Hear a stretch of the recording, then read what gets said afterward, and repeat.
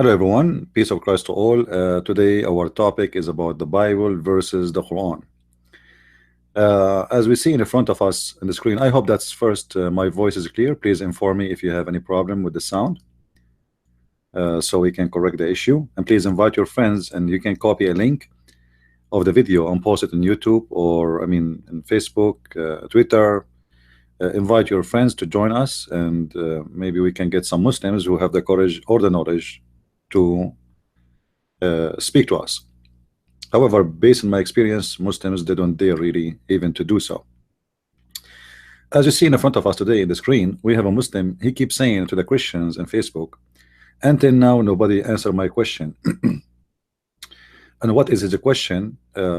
Simply, he is quoting from the book of Revelation, where it's speaking about the four corners of the earth. And supposedly, this is obviously, according to him, this is a clear scientific error.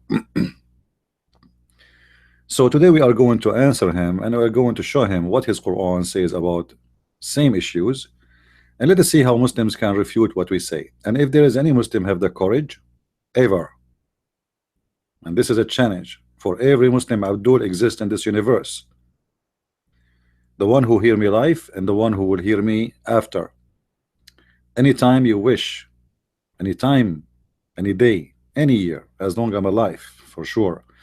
If you have the courage to debate me, let me know.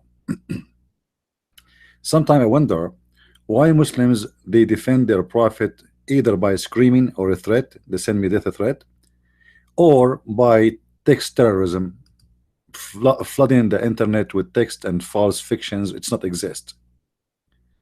Why we cannot find a Muslim who study his religion, he is willing to come and speak to us and debate us and let people judge. The reason for that, they knew if you are a person who know the religion very well, they will never dare to debate you. But if they think that you are just a Western man who do not speak their language, the Quran language, you do not know really much about Islam, you will find many Muslims want to debate you. Actually, they will be fighting over debating you. But the second they notice that you know more than their God himself knows about their religion, they flee. So let us start for today, and I hope my sound again is clear. Please, if you have any problem, let me know, so we can solve the issue with sound if there is any problem. So the question here in front of us, if you read with me, after this I saw four angels standing at the four corners of the earth, holding back our four winds of the earth, to prevent any etc. So he is saying that's okay, this is a clear obvious error, and he is saying, he is adding, this is not two east and two west. The reason he add this, by the way, because in the Quran it says that there is two east and there is two west. And he rushed into posting this, so I will not mention it. He think by doing that he will save himself from being busted, because the Quran says there is two east and two west. How you can have two east and how you can have two west? I will not go by my own interpretation. I will not go by his interpretation. I will go by the scholars of Islam interpretation. However, this is the last thing I will play as a card to play here, because this is really not my. I will show everybody how stupid Islam is and how stupid the founder of Islam. First of all, if we go in the book of Revelation, all of us, we knew that the book of Revelation is a book of metaphorical spiritual meaning, which means everything here have nothing to do with anything physically, as much it's about spiritual. So this is a prophecy about the future, about how the angel of God, they will be surrounding this earth from every corner. Four corners of the earth is a figure of speech, until now is used. When I say I have a map and I have south and north and east and west, the fact this is nothing but a figure of a speech, and it is, if you speak about science, this is foolish to say, because there is no east and there is no west and there is no north. This is something we draw, something we agree upon in order to find out direction, and so we can understand each other. If I say I'm going east, you know what east mean. If I say so, this is a figure of speech. So a Muslim, he says to you, well, how come the Bible says such a thing? If the Bible is obviously the Bible is wrong, because he's saying the four corners of the earth. Let us show you the Quran, Abdul, and you will laugh at yourself. And this is why this guy, he keep asking, where is the answer? Where is the answer? You know, every day almost I make a video. And yesterday actually I was up until maybe 8 a.m. in the morning, working with the translator who is translating my book to the Dutch language, one of my books. So I did not really even have enough sleep. But you know, somebody have to do it. Somebody have to get the Abdul busted. So let us do it. If we go to the Quran, and remember, you know, when the Muslims, he quote for us from the Bible, he tried to give us his own interpretation. And this is my challenge to all the Muslims: find me one interpretation made by any Christians from 10 centuries ago, 14 centuries ago, 17 centuries ago. It says that this verse is about four corners, physical corners, as let us say there's a corner to hold. You will not find one. So where do you come with this interpretation? Because simply you are a person who try to false fiction things is not there. However, we as a Christians, we don't do the same as Muslims. If we want to speak about the earth first, we know that the earth is not in a shape of any corners, and the Bible speak about that thousands of years before any scientist spoke about it. If we go in the book of Job, and let me go and find the verse, Job 26 verse number 7.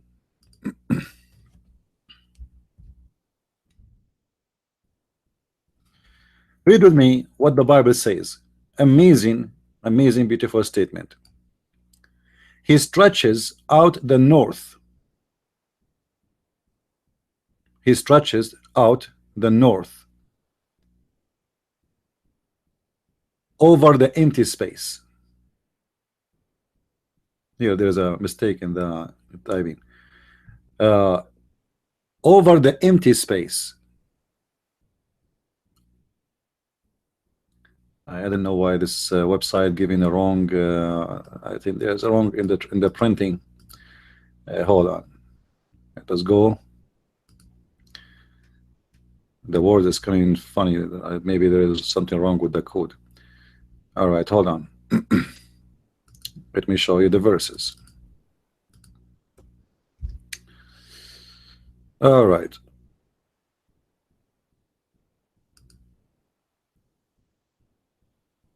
Read with me, please. He stretches out over the empty place and length the earth upon nothing. So there is an empty place. Some translations come as a space. All right. However, it's an empty. So the earth is hanged on nothing, on an empty place. What is that empty place? It is the space. And he hanged the earth on nothing. So how the earth is hanged on nothing, and that is mentioned thousands of years ago, before scientists they come to us such a thing.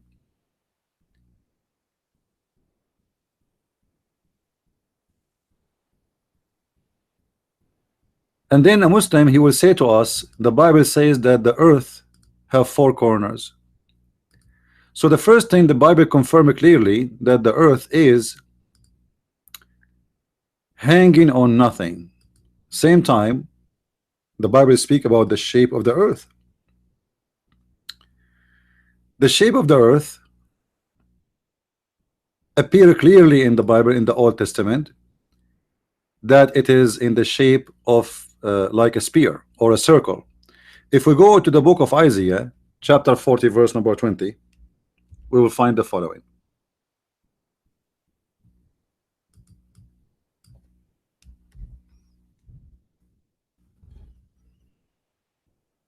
It is he that he stitched upon the circle of the earth. Do you see it? So the Bible confirm that the earth is look like a circle. Actually, the translation here is using the word circle, but it's more than a sphere. Like, you know, it's in the shape of a ball. But how you say to me that the earth in the Bible, in the book of Revelation, have four corners, and yet the Bible says that the earth is not flat and the earth does not have corners? Simply that was a figure of a speech, nothing more. Because the Bible, as you see in front of us, it is speaking of how the earth is shaped. And this is long before anyone like Muhammad was exist. So when a Muslim speak about a mistake and an error in the Bible, he is just being a stupid fool, because the book of Revelation is the book of metaphorical. It's a prophecy about the future. It's a metaphorical. When the Bible speak about a beast have 7 heads, as an example, is that really a beast have 7 heads? The one we like it? No, this is about, it's a metaphorical. It's about things will happen. So in order to understand what the Bible says, go, and there's tons of interpretation made by scholars who tell you what this is mean, and you will see none of them he describe it as something physical as much it is something spiritual and about something will happen to mankind. But this is not about a beast he have 7 heads and 10 horns. Every head is symbolic for something. Every horn is symbolic for something. So when a Muslim will ask him about the Quran, he says, don't take our book upon your understanding, take it upon our understanding. How come the Muslim don't do the same? What about you take our book as we understand it, not as you understand it? Because what is matter at the end of the day is what we believe. And who, what we, when we say we, not a bunch of kids speaking about a book. If I want to show right now the Muslims the Quran, then the Muslim, he will say to me, the verse does not mean that. So what I will do, I will show you how we got the Muslims busted in the same topic. We will not change. We showed you that the Bible doesn't say that. The Bible never meant that the earth have corners, and the Bible speaks clearly that the earth is in the shape of a spear, or the shape of like a sphere of or a ball or a circle, and that is documented in front of us. However, how the Quran described the earth, there's tons of verses in the Quran, and I'm going to show you too, not only what the Quran is saying, I'm going to show you the interpretation of the Quran. So the Muslim will not say, oh, this, you know, this guy, he is giving, here we go, he have double standard. When we speak about his Quran, his Bible, you know, he reject our interpretation, and when he speak about our Quran, he give us his own interpretation. I will not do that. I will show you the interpretation of your Quran from your own scholars, and let us see what you can do. There is tons of things actually I can mention and I can start with, but not sure which one I'm going to hit you with, Abdul. Let me remember. We start with let us say, okay, we start from here. We switch to Arabic, and be my witness, I will not explain the Quran. I will just show you, and then I show you what the Muslims scholars believe.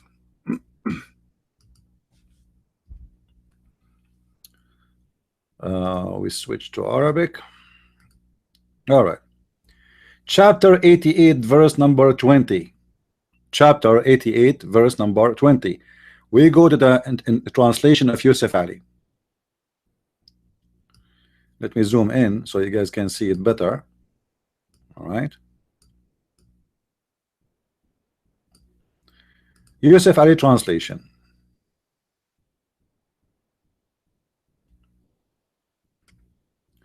In Yusuf Ali translation, and the earth, how he spread it out.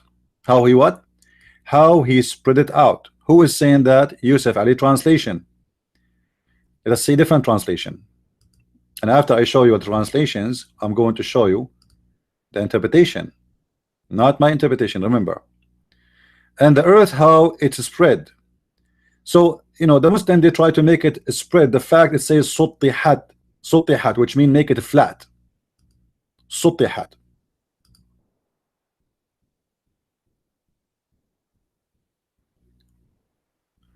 All of them, they are saying, and the earth, how it's spread out. Let us see if this is true or not, because remember, this is a modern translation for the Quran made by false Muslims try to cover the mistakes of the Quran.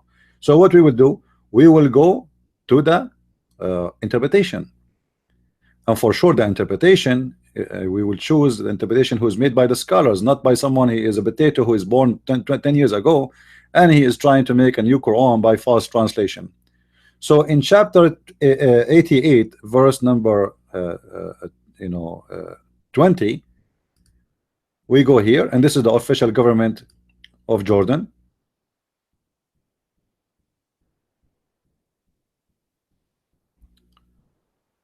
All right.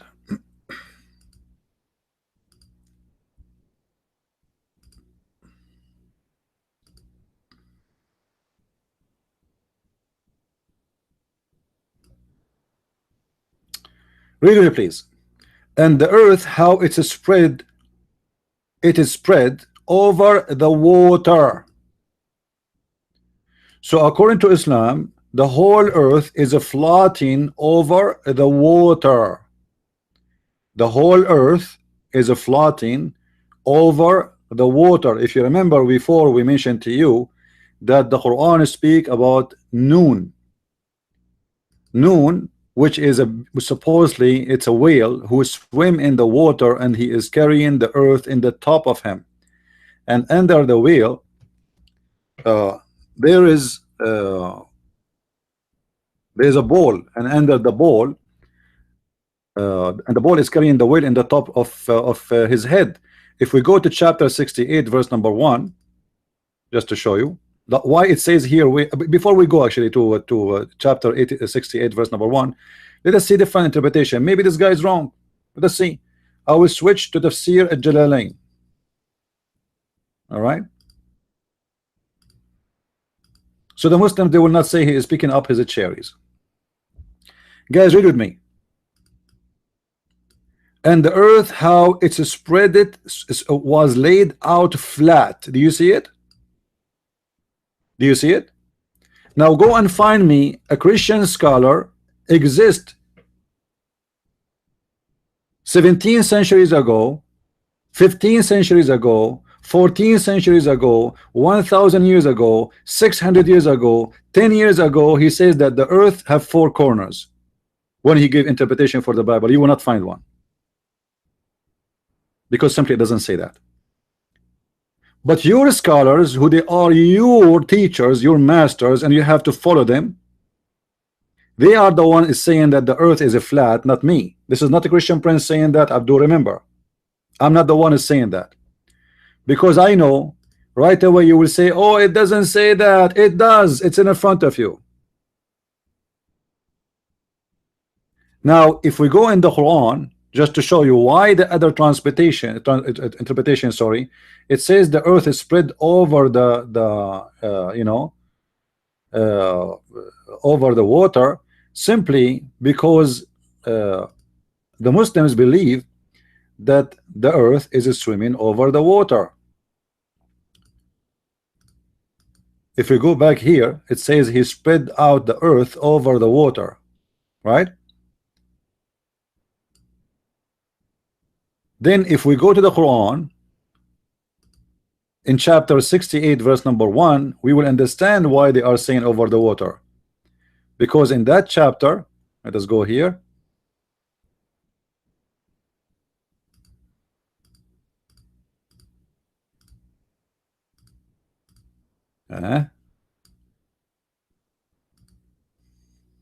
All right.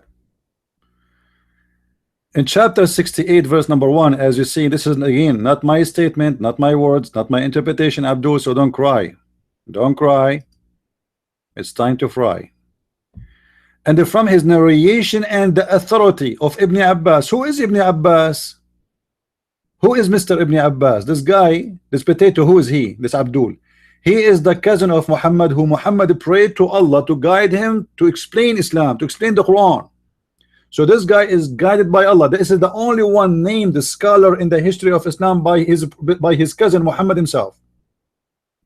So look what Ibn Abbas he said. In the authority of Ibn Abbas, he said regarding the interpretation of Allah saying noon.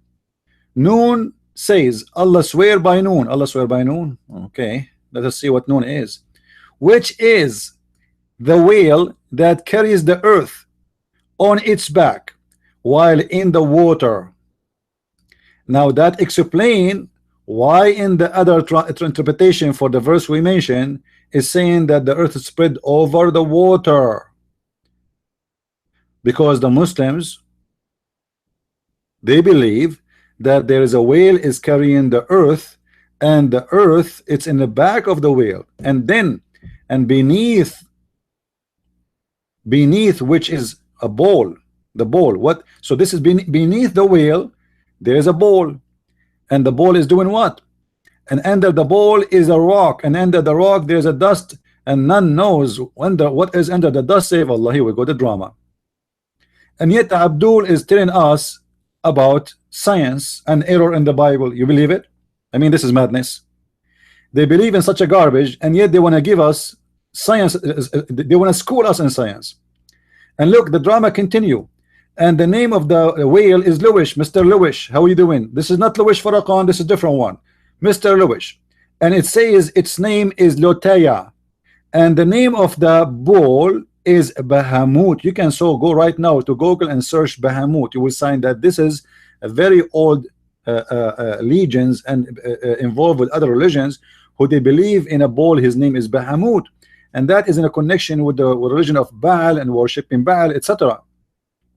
So the Bahamut, the bull, is carrying the whale, and the whale is carrying the earth, and the earth is in the top of the back of the whale, and the throne of Allah in the top of the water.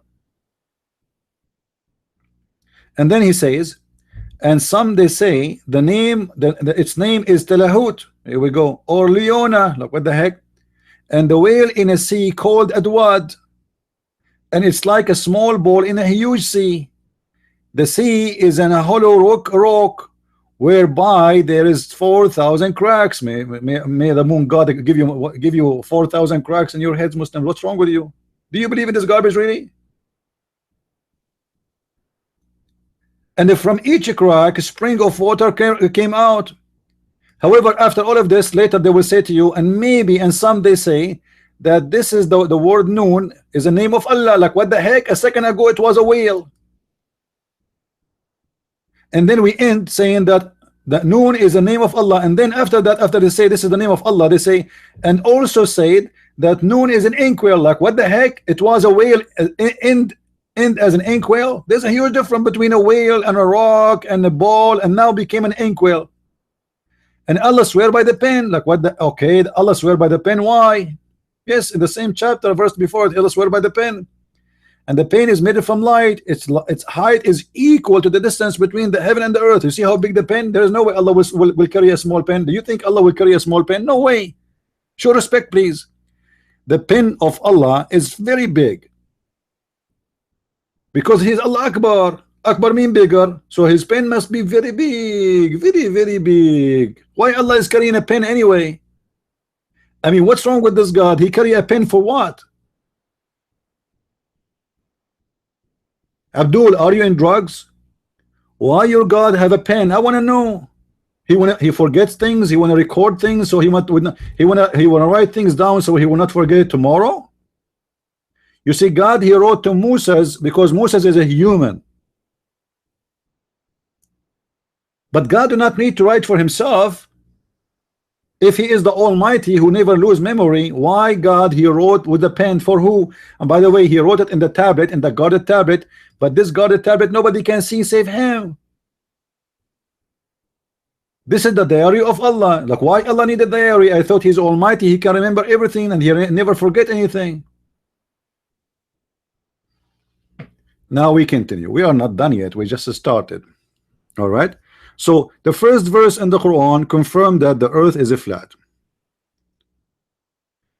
Let us see. If we go to the front verse,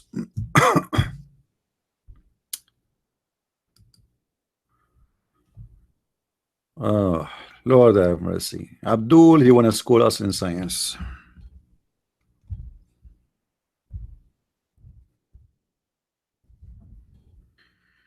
Sometimes it's hard to believe, you know. I hate this keyboard.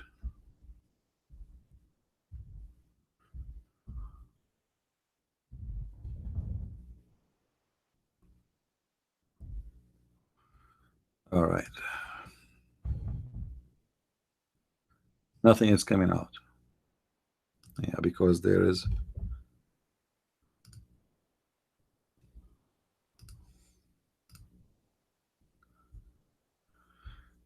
Read with me, please.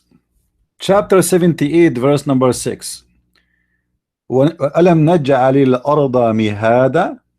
Okay, what does that mean? Let's see. Didn't we made the earth as a flat bed? Look what the translation came in as.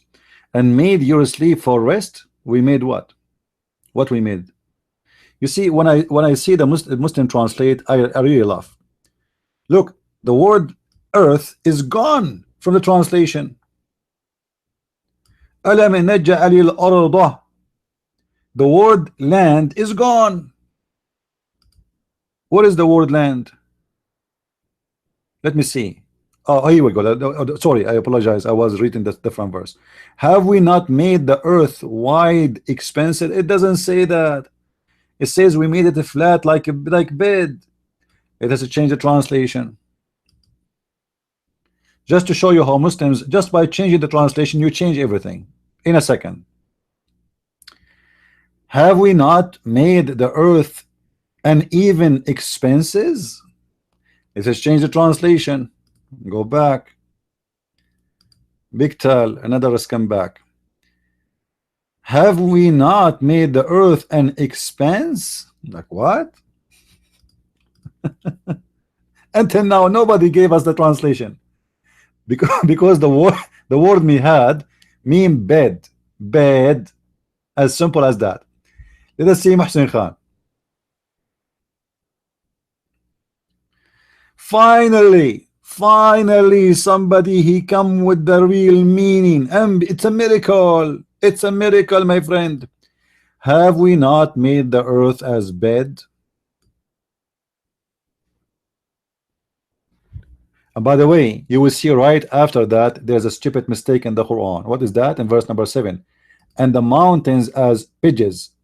This is not a metaphorical, by the way, like in the book of Revelation. This is Allah speaking how he created the earth. So Muslims cannot say this is about a vision or a dream or etc. Or a prophecy. No, this is a report from Allah himself about how he created the earth. So Allah is saying to us, supposedly, the one who claimed, Muhammad claimed that God spoke to him, have we not made the earth as bed for you? Which means comfortable to sleep in, flat. And the mountains as bridges, as nails. So according to the Quran, Allah he placed the mountains on the ground. And scientifically this is absolutely false, because the mountains are coming from inside the earth, not somebody placed them in the top of the earth. The mountains happen for one of two reasons. Mostly is either the pressure of the tectonic plates between two of them, they crush over each other, and they go up in direction of a mountain. They build a mountain and they grow. The mountain are not fixed, the mountain are growing. Or it can be a volcano. However, according to the one who made the Quran, Allah, he is the one who placed the mountains as bridges, so the earth will not shake on us. Now the Muslims, they might say, okay, until now he showed us no interpretation for the verse. Why? Maybe he's hiding a secret. Let us go and find the interpretation. Remember, this is chapter 78, verse number 6. We go here.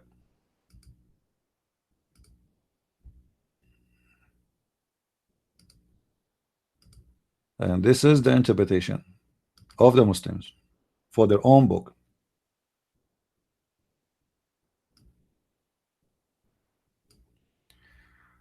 As you see, Allah, he made the earth for us a place to sleep. How he make it a place to sleep? By he make it a flat like a bed. Let us see Tafsir al-Jalalain. Do you see it? The earth is a flat, is a cradle, like a bed. How the bed look like? Have you ever seen any bed is like a ball, or bed is a bed, is a flat. You will not be able to sleep in a place unless it's a flat. So the Quran confirm in this verse that the earth is a flat again, but we are not done yet, my friend. Let us continue.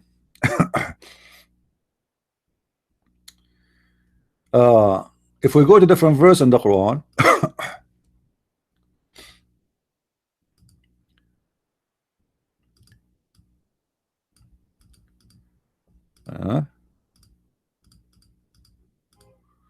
let us go back and look for other verse.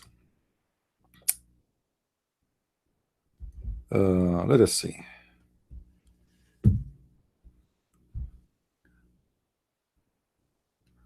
Which one we will take? Let me remember. All right, let us take this one. I might have a cold. Should I drink camel urine, Abdul? All right. والأرض مددناها.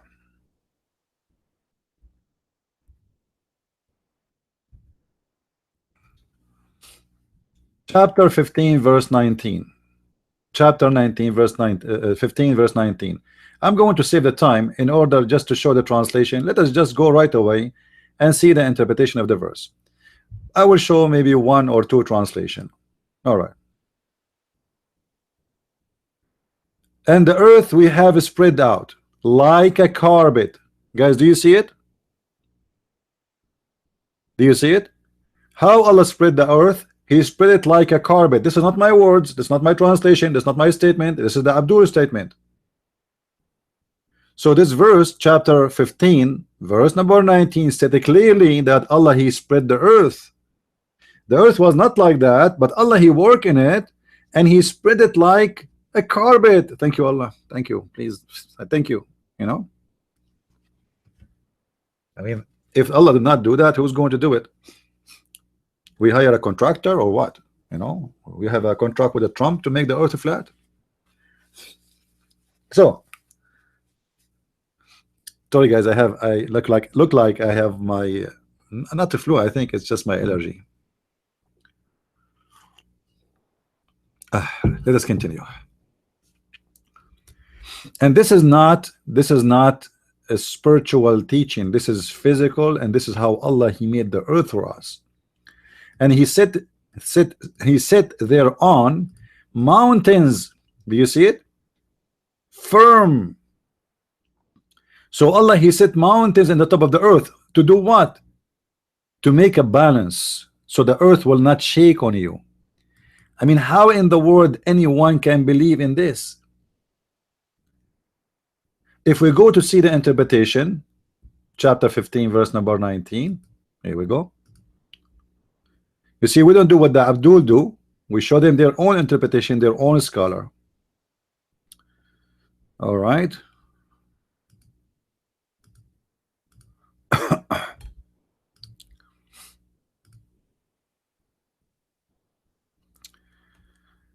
Guys, for the sake for the Christians, for the sake of God, look with me, and Muslims, for the sake of the Allah, look with me.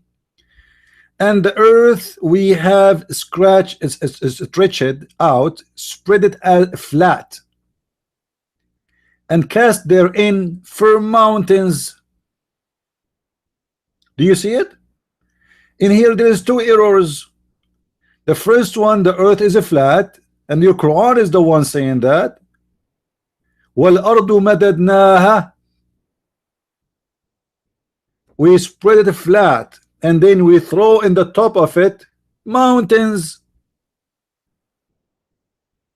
And we know how the mountains is created again. We will not repeat the same story. And the earth is not a flat. Let us continue. We are not done. There is stones. Muhammad, he cannot keep his mouth shut. The more he talk, the more he do poo-poo. All right. What I will give you now?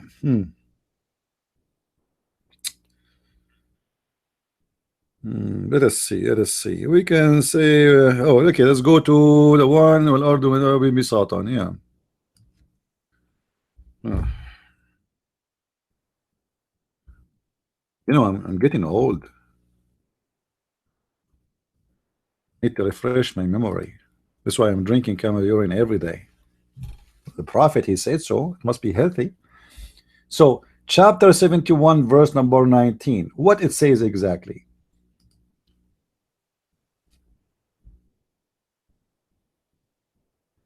And Allah has made the earth for you as a carpet spread out. How the earth is? It's a carpet spread out. Do you see it, Abdul? This is in your book. Am I the one is using the word carpet?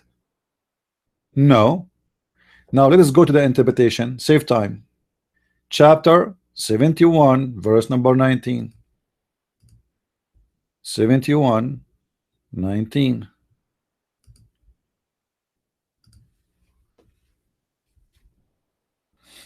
I love it. I love it. Look at the interpretation. So beautiful. So beautiful. I'm going to convert to Islam. And Allah has made the earth flat.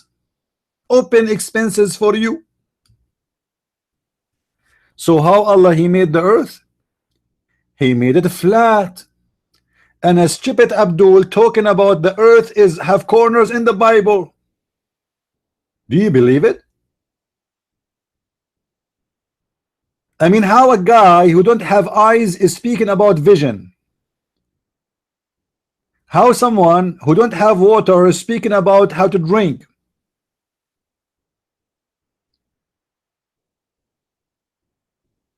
It's amazing how stupid those people are. Don't you read your books? And we are not, we did not even started yet. Let us see more verses in the Quran. We are not done. This is the beginning. Are you ready, Abdul? This is the beginning. Okay. As long the Abdul he mentioned that the Bible in Revelation 7 speak about the earth have four corners, which is a metaphorical thing. Let us see what the Quran says in this verse.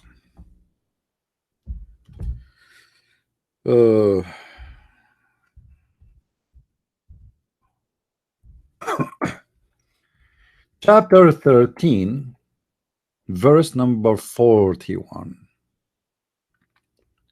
Chapter what?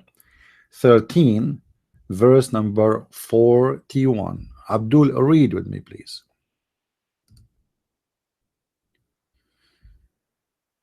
Thus before them, sorry, here, see they not that we gradually reduce the land in their control from outlying borders. Hold on, what outlying borders? It doesn't say borders. Let us change the translation and get the Abdul busted in his translation. Sometimes I feel like they are copying from each other. They are using Google translation. Guys, read with me. Do they not see what bring destruction upon their land by curtailing it of its sides? Okay, Abdul, what is the sides of the earth?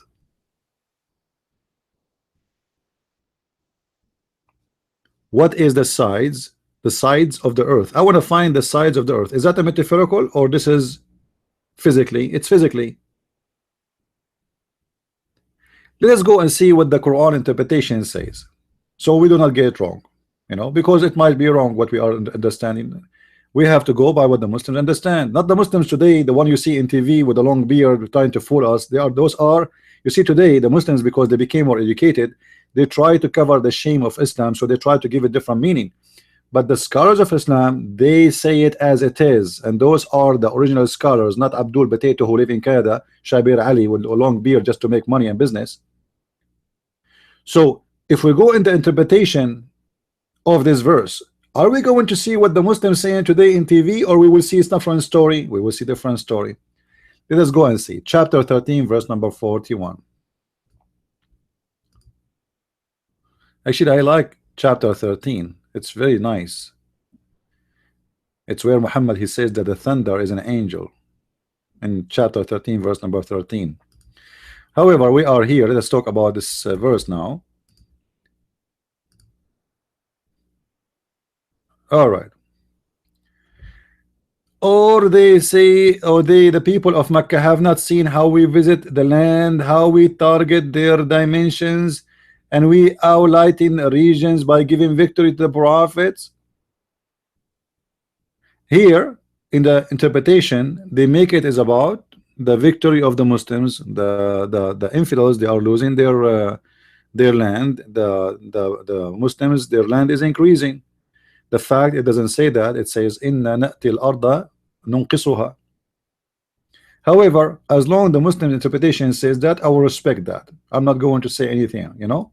I will keep the rules. Let us see here. Let us see Ibn Abbas. So this, the first Al-Jalalain, he did not make it as the land is have sides. Here in Ibn Abbas, he said it is sides. All right. However, this is maybe a Muslim can play with it. He can say, you see that the interpretation doesn't say really clearly that the earth have edges or etc. Let it go, my friend. Let us see. We saw you already many, but this is just one of them. Let us see more. What about what about, again guys, I apologize if I cough.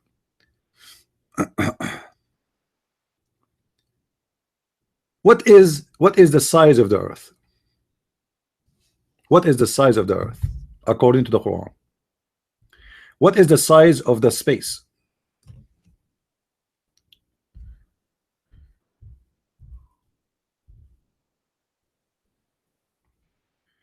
In chapter 57 verse number 21, it says that the heaven have the width of the earth and the sky and the space or the sky. So what the heaven have the same width of the earth and the sky. Let us see the translation. Again, this is chapter 57 verse number 21.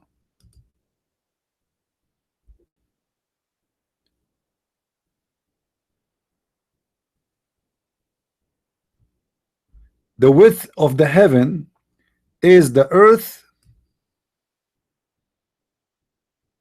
the width of the garden in the top of the Muslims, which is going to be in the like their garden where they will live, the heaven where they will live, have the same width of the earth and the heaven. That's mean the heaven and the earth both they have the same width. The earth and the heaven is exactly the width of the garden which is in the sky. What does that mean exactly? Let's see and see the interpretation, so nobody can get wrong interpretation. Chapter 57 verse number 21.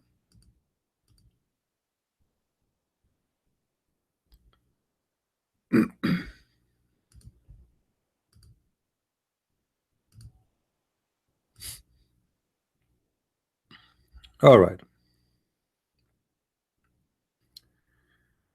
So Allah he promised the Muslims a garden for the righteous works, etc., which mean the rapist and the killer and ISIS and the caliph of ISIS and those guys who rape kids like Muhammad, etc. Those are, they will give in garden in heaven, and each one of them he will have 70,000 virgin at least and 80,000 little child for sex. The Muslim they say to serve them, but you know that doesn't make sense, because in the heaven of Allah, according to the Muslims themselves, according to their books, in the heaven of Allah you do not need servants, because whatever you wish is going to be in the front of you in a second. And your clothes will never be wrinkled, you will never take a shower, you will never get old, your clothes will never get aged. So what the servants for? Anyway, let us continue. So this garden have a dimension. What is the dimension of the heaven? is the same exact dimension of the heaven and the earth.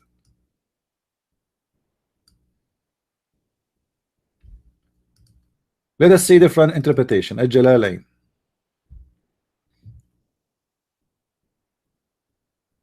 As you see, the earth and the heaven is, both of them are the dimension, the same dimension of the heaven. The heaven where, which is a garden in the sky where the Muslims will live. So how the earth and the heaven have a dimension if it's not the same dimension? Because the earth, all of us, we knew, is so small, so tiny, it's not even a dust. I mean, why you mention even the earth if the heaven is so big and so the space is so big? What is the earth? The earth is not even a dust. Let us continue. Again, we just started. We are not even close to start. Let us see. If we go in the Quran and we go to the verse where Allah, he says, wal ardu muddat. All right.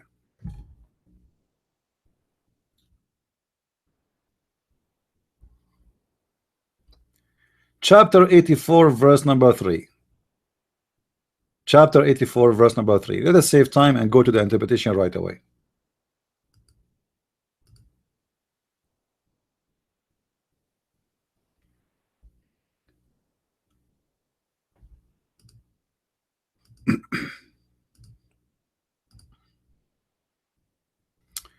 And the earth scattered out, and when its width increased, just as a piece of leather. So how the earth is a piece of leather and it's spread out. Who is saying that?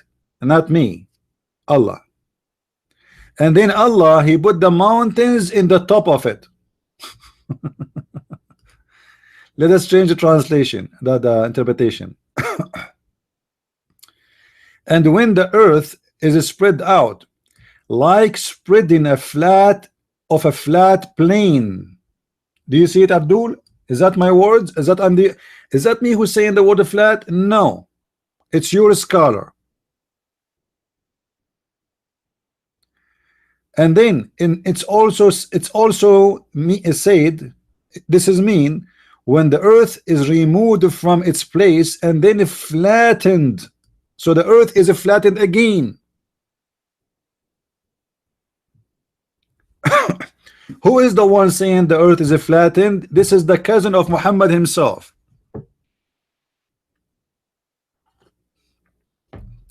Are we done? Absolutely not. We have not even started yet. Muslim, should I show you more and more and more? Let us show you more.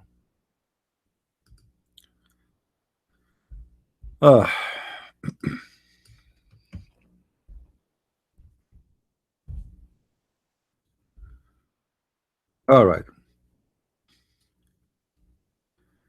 Chapter 2, verse number 22.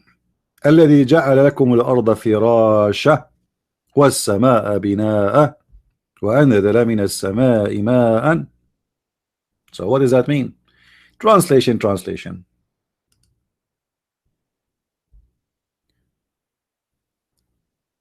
All right. Who has made the earth for you a couch, and the heaven your canopy, and set down rain from the heaven? So rain is coming from where? It's coming from heaven. Take a note, Abdul, right?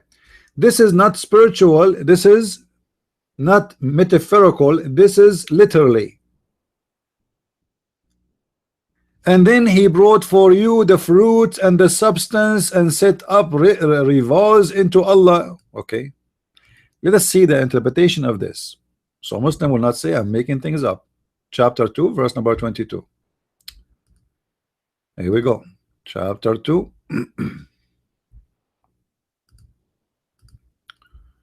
Verse number 22.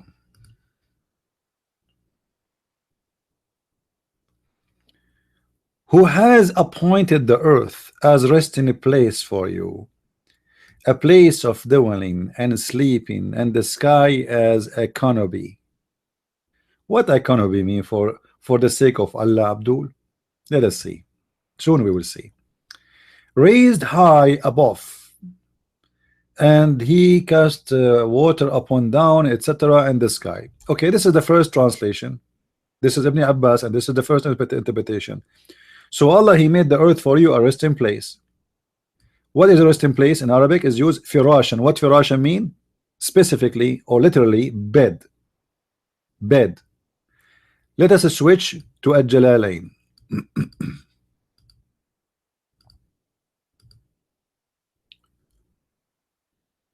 He who signed to you to create for you the earth for a couch like a carpet is laid out, neither extremely hard nor extremely soft. So how Allah, he laid down the earth for us is like a carpet. It's a carpet, and it's our bed. All right, and this is the design of Allah. Now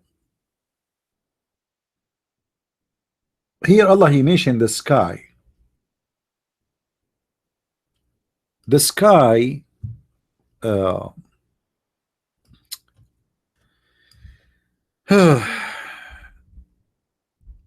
sky have a story in the Quran.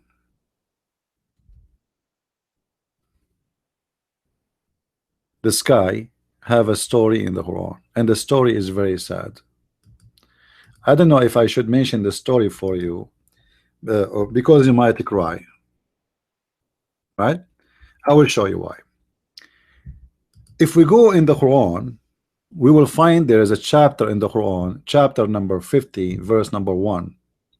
Chapter number 50, verse number 1. We go there right away in the front of your eyes.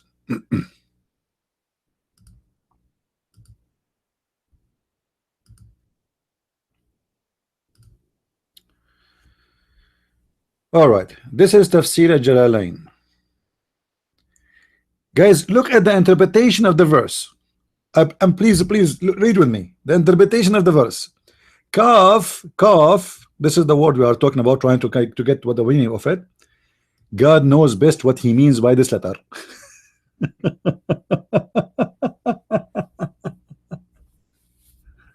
Remember, this is a scholar. This is not a guy who is driving taxi in the street. You ask him about the Quran, he have no idea what are you talking about. This is the scholar at Jalalain saying, Qaf, only Allah knows what it means. Come on, leave me alone. Leave Brittany alone. I don't know what it means. Allah knows best.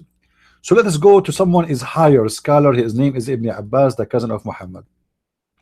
For sure he will know. That's Ibn Abbas, man. Let us see what he will say. Look at Ibn Abbas. Ibn Abbas, he got it right. Unbelievable. And from his narration on the authority of Ibn Abbas, that he said in the interpretation of Allah saying Qaf. Qaf, he says, it is an azure mountain overlooking this world, and the color of the skies takes from it. That's amazing. I want to come, guys, let me get the Quran. I want to say Shahada. Now I know where the sky is blue. Oh mommy, mommy blue, oh mommy blue. Should I quit my career and work as a singer? Oh Azure mountain overlooking the earth. So the earth is surrounded by a mountain. His name is Mr. Qaf, and this mountain Qaf is overlooking the whole world.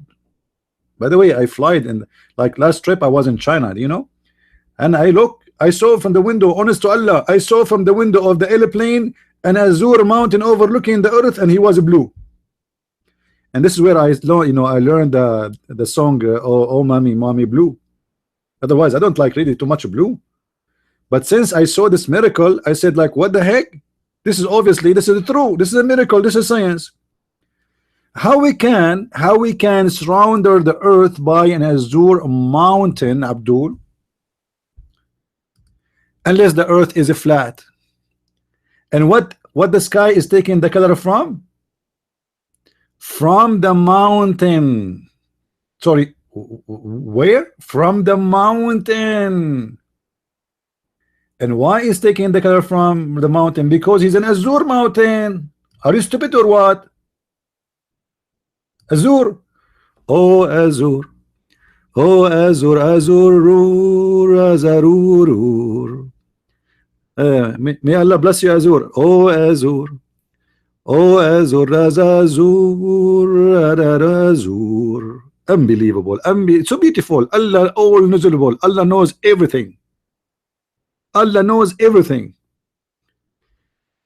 Now, as long we mentioned this, maybe we should mention this to explain this to you. Maybe we should go here. There's other verse of the Quran. It says the following.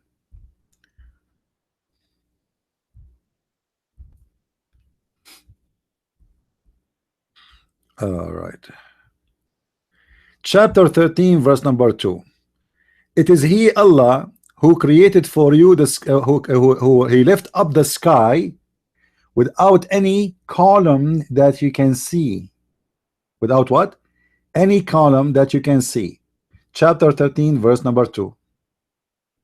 Let us see translation.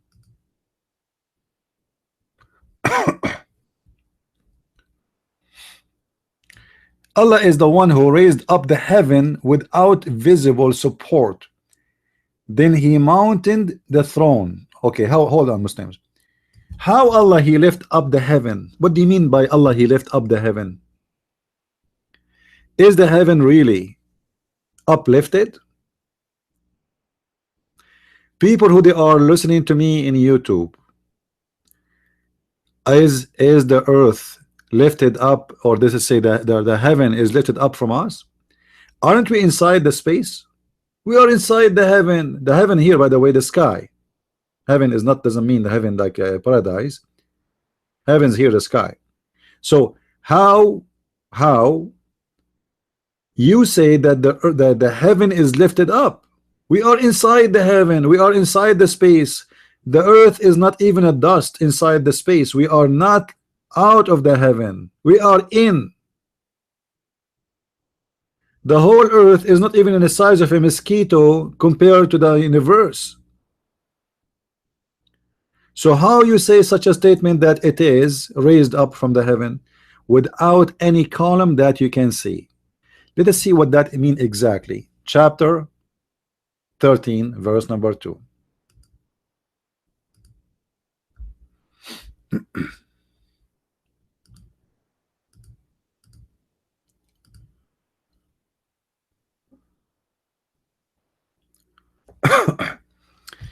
It is He, Allah, who raised up the heaven. He created the heavens and raised them above the earth. Are you sure? Are you sure? So Allah, He carry up the heaven. Oh wow, wow. Look, man, the heaven is so heavy. Man, my back is broken by lifting the heaven up. This is literally, by the way, this is not metaphorical. This is literally. And look what it says. Without visible support. The Muslims in their miracle articles, they lie to us and they say they cut only this they arrive here and they did not mention the next where it says you can see. So they says the Quran says that Allah is who raised up the heaven without any column, and they cut it off. But the fact in the verse it says without any column that you can see, which means there is a column but you cannot see. Why we cannot see? We showed you the reason from chapter 50 verse number 1, because the columns are made from an azure mountain, which in the sky is taking the color from it. Do you remember?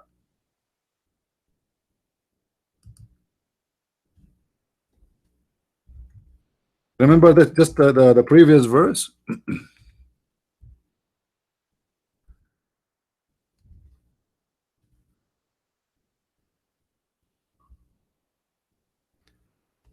Uh, it is, and this is going to be found too in chapter 31 verse number 10. خلق السماوات بغير عمد ترونها وألقى في الأرض رواسي. Let us see the translation. Chapter 31 verse number 10 and the interpretation with it.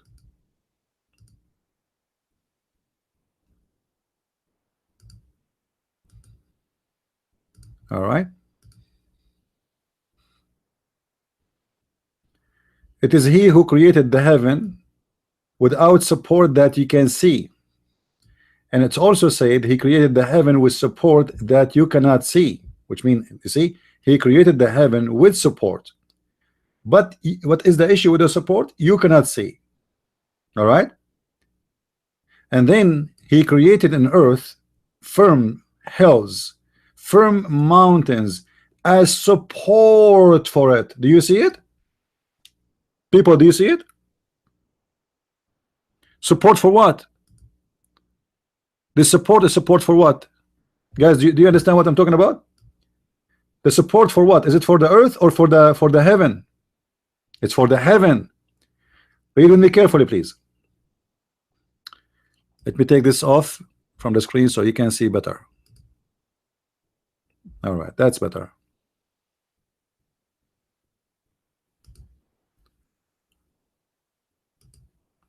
Read with me carefully, please. He created the heavens without support that you can see. So what he created, the whole topic is about what? Is about the heaven, the sky. It is created without support. You can see. Which means there is a support, but we cannot see. Who's saying that? The scholar, the cousin of Muhammad himself. And it's also said that this is means he created the heavens with support that you cannot see, which means with support, but we cannot see. And then has cast into the earth, and he created in hell, in earth, firm hills, firm mountains as support for it. Support for what? For the heaven.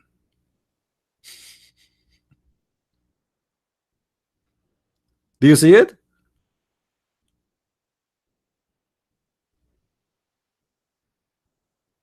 Guys, do you see it? Is it clear? The support is for what? The mountains is created for what? Is it created? Is it created? The first, the topic is about the heaven, the sky. So the sky here, let us clear this. The sky is the topic, and then Allah, he created for the sky firm mountains as support for it. Is the idea clear? Which means the sky is supported by those mountains. So why the earth is not falling down? Because the sky is held up by the columns which we cannot see, the support which you cannot see, which is mountains.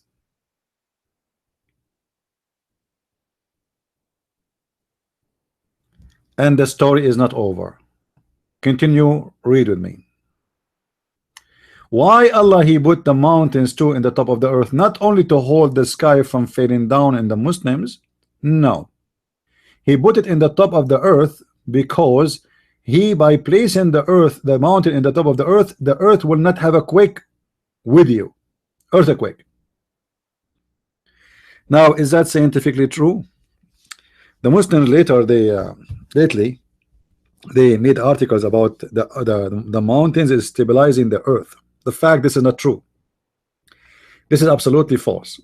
The mountains is natural impact of the pressure in the magma, and it's not first placed in the top of the earth as the Quran is saying, as we see, because here the word, by the way, in Arabic it says wa alqa. If you speak Arabic, you know that alqa mean he throw on. It's the same word is used to speak about Jesus. that Allah he throw his word into Mary. From where? From heaven, from above. So Jesus the Messiah supposedly is the word of Allah, and his word is thrown into Mary. So Alqa, huh? He throw what? He throw on the earth. What he throw? He throw mountains, who they are standing firms, so the earth will not shake on us. Now, if you go right now and search for a country, it's called Japan. I don't know if you heard of it. It's full of mountains, but they have an average of 6,000 to 7,000 earthquake a day. So the earth there is not stable at all, my friend. It's not only shaky, it's shaky like a crazy, like a belly dancer. And when we say a couple of thousands of earthquake, for sure, some of them, the Japanese, they feel them, and some they don't, because they are so small, so tiny. So the mountains are not really fixing the ground. However, they're important for us. This is not metaphorical. This is Allah speaking about how he created the heaven, how he support the heaven by mountains which we cannot see, and he placed the mountains in the top of the earth, so they will not quack not with you. And for sure this is not true. But then he did not stop. He says he created and spread in the earth. Do you see it? What he created and what he spread in the earth, all kind of beasts. Now this is different story and different mistake, because later we can show you. Maybe now we can show you. I mean, why later? We are talking. Let us share some education. If we go in the Quran,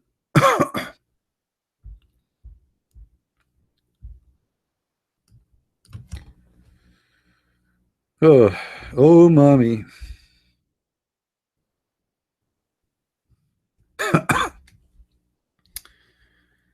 All right.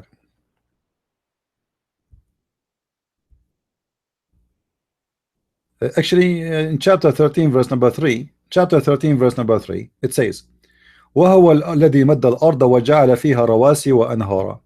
It is he who made the earth flat, and he made in the top of it mountains, and he make rivers.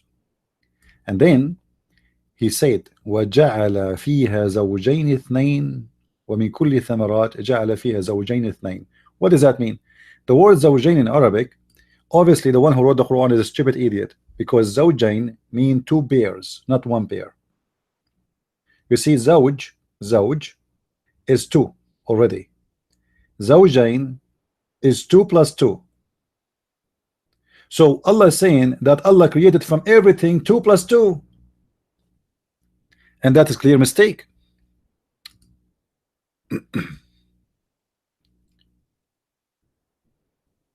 Read with me, guys. This is not my translation.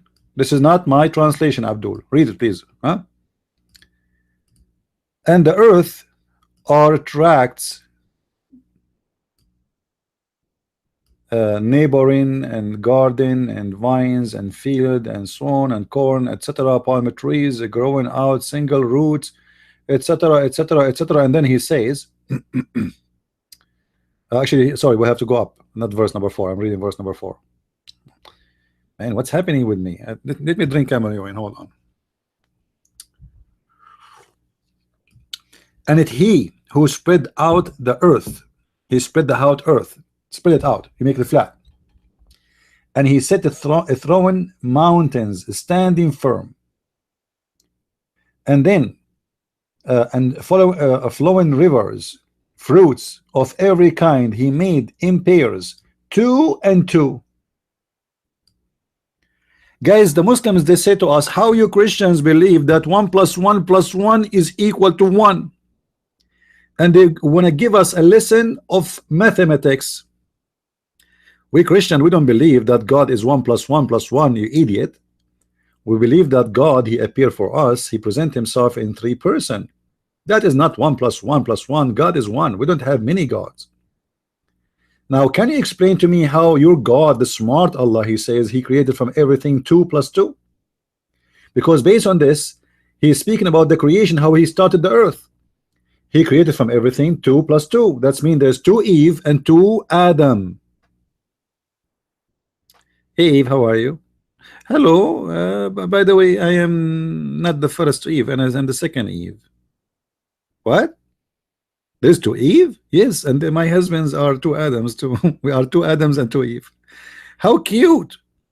So Allah, he created 2 and 2 bears from everything in the beginning, but this that will not fit with the whole story. That will destroy the whole Quran, because this is mean Allah, he created 2 chickens male and 2 chicken females, 2 Adam and 2 Eve.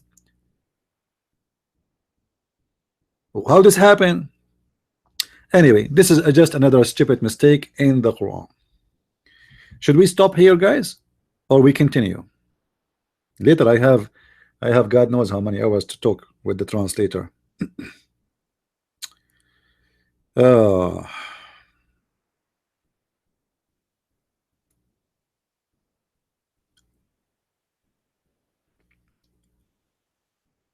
if we go in the Quran, let us see this verse. All right.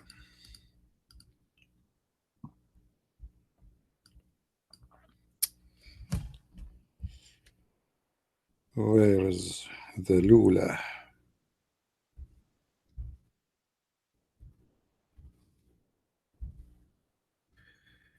هو الذي جعل لكم الأرض ذلولا فامشوا في مناكبها وكلوا. Let's see what does that mean exactly. Translation.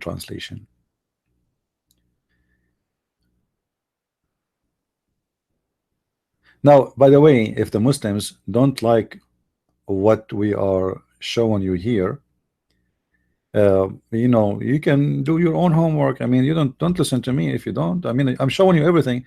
Maybe they might say why he is showing Yusuf Ali, not others. I can show you. What do you want?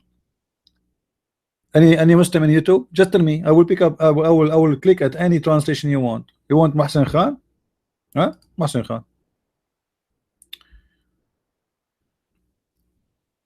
He it is who has made the earth subservient to you, i.e. easy for your walk.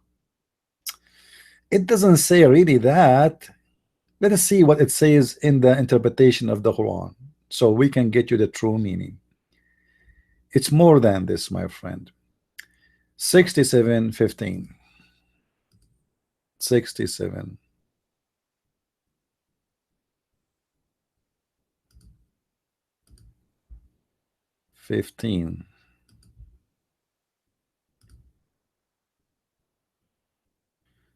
All right.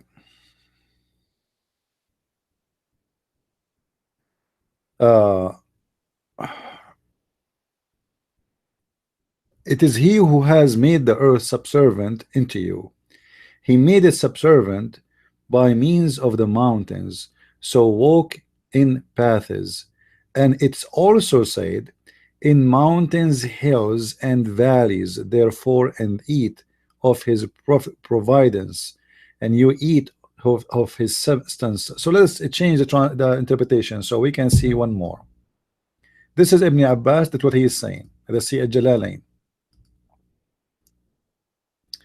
It is he who made the earth traceable for you, easy for you to walk. So walk in its flanks and eat provision. So the whole what the verse is saying for us, Allah, he made the earth flat for us so we can walk in it. As simple as that. It was not like that. Allah made it flat. Let us continue. There's more and more verses we can go. What verses we will show you? Oh, hold on. There's something I forgot really to mention. What about we go and see what Muhammad he said about the earth? Muhammad, because Muhammad for sure he understand how the earth look like more than any Muslim in the world. I hope the Muslim will not agree, right? Look what Muhammad he said.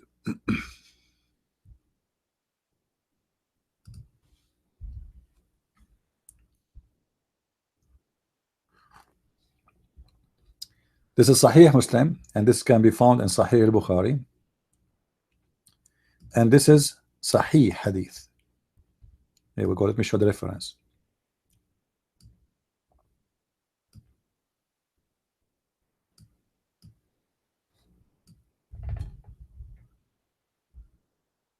Allah Messenger PBUH. It looks like this is like a new brand of cars. Our Lord, blessed the superior, comes every day, every night. Sorry, he comes when? Every night. All right.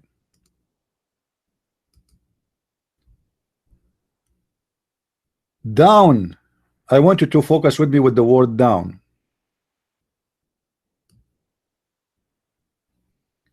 On the nearest heaven. Where? The nearest heaven. To us. When the last third of the night. So when? The timing is the last third of the night. Location is the nearest heaven. From where to where? From up to down. Take notes, please.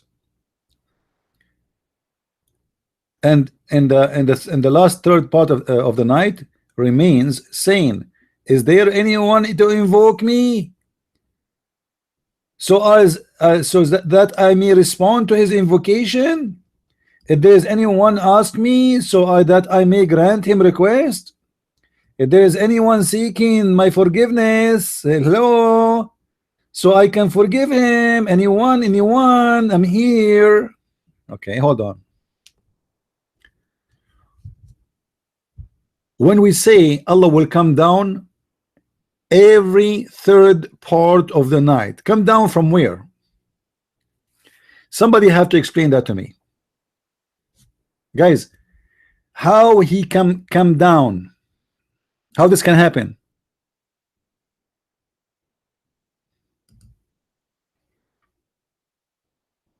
If the earth is not flat, which down we are talking about?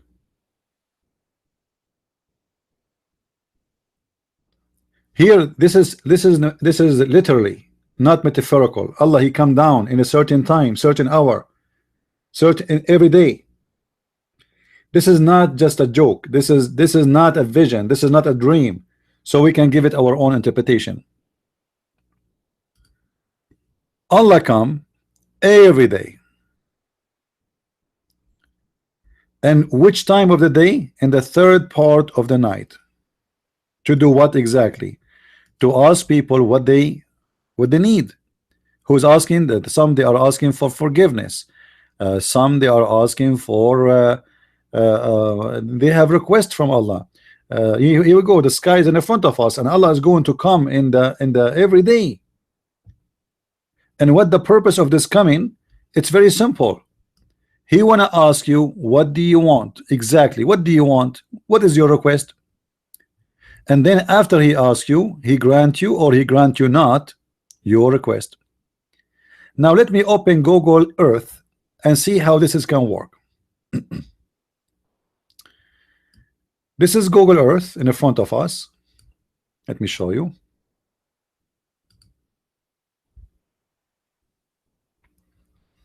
How, Abdul, you can explain to me what your prophet is saying? You know what? Let me add the timing, the day and the night for the Google. Here we go. Allah, he sent down, or he come down every night in the third part of the night. To do what exactly? To say who want anything from me, who invoke me, who is praying for me, who is asking me for something. So let us say Muhammad is saying the truth. Let us see, where is Saudi Arabia? All right, Saudi Arabia. Where is Saudi Arabia? Here we go.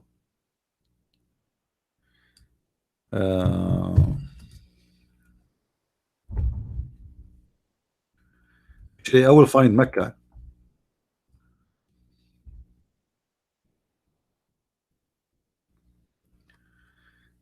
This is Saudi Arabia, Abdul. All right, this is Saudi Arabia. So if we zoom out from Saudi Arabia, as you see, huh? Allah will come down from where?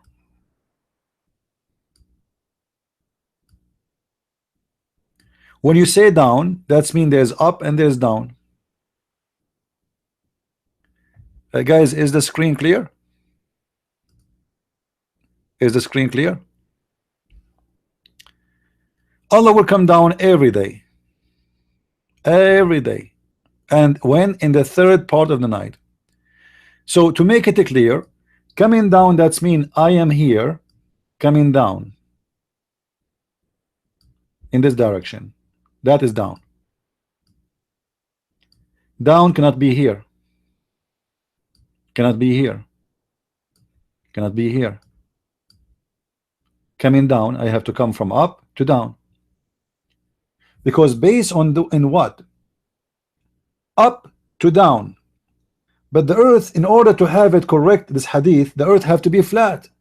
Because then always the earth will be down and the heaven will be up. And the earth have to be placed in from one side on the water. You remember we showed you that the Quran says that the interpretation says that the earth is in the top of the whale and the whale is in the water.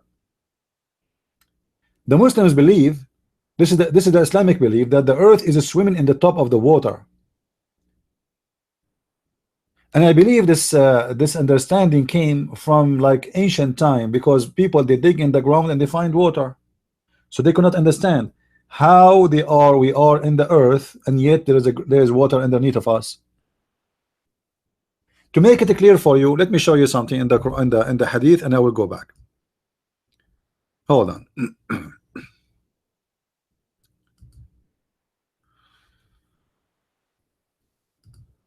Let's go here.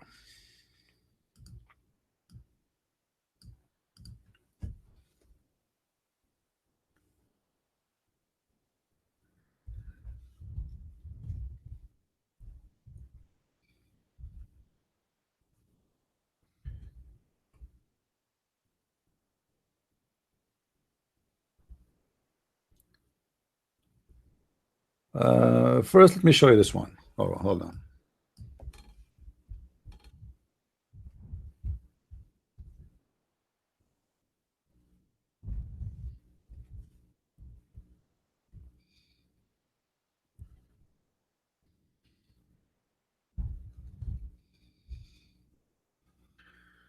Read with me, please.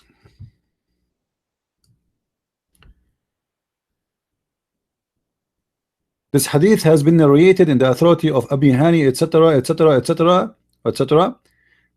But there is no mountain mention of his throne was upon the water. Here, let's go. Blah blah blah blah blah. Okay, okay. All right, here we go. This is Sahih Muslim, and the one who's talking here is Muhammad, supposedly. I heard Allah Messenger saying, Allah ordained the measures of the creations 50,000 years before he created the heaven and the earth. The measure of the creation, by the way, here is your faith. So Muslims believe that me, Allah, he wrote for me 50,000 years before he created me. I'm going to open this chat room today and YouTube, and I'm going to get him busted. This is what they believe. He created the heavens and the earth as his throne was upon the water.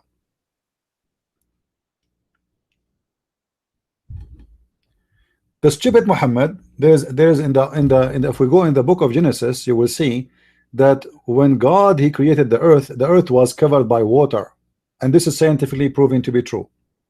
You can go right now and search it. Muhammad, he did not make it this way. Muhammad, before he created the heaven and the earth, look with me carefully. I'm not the one who's saying that.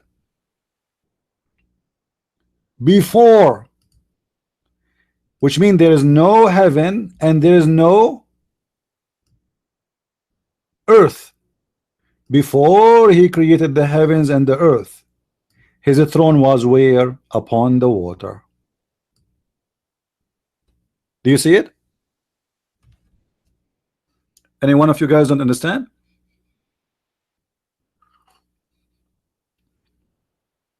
Before he created the heavens and the earth, his throne was where? Above the water. That's mean the first thing Allah created was the water. and there was nothing. The water is not in the earth. This is independent water. We do not know how it is. Do you see it?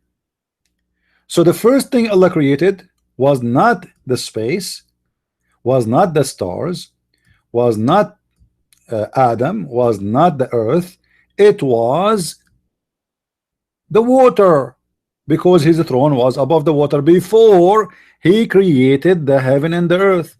Now how that can work? I want a Muslim to tell me. The Muslim, they say, the Muslims, we believe in the Big Bang. Big what? You need a Big Bang in your head, you idiot. What bang? You Muslims believe in the Big Bang? If this is true, how you can solve this?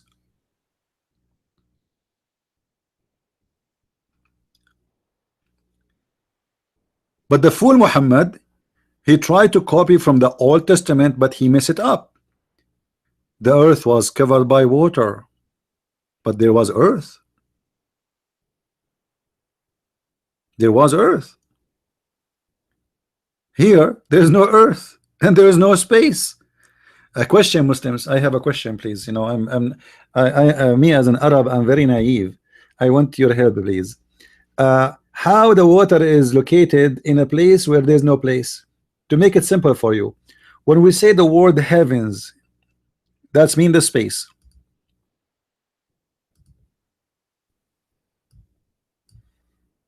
When we say the word earth, that's mean our planet, supposedly.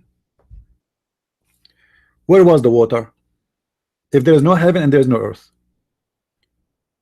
how we can contain water without dimension? I mean, there is no space. Shouldn't we create a space for it first? If there's no space and there's no earth, so and Allah was where? If there's no space and there's no earth, Allah was on the shelf.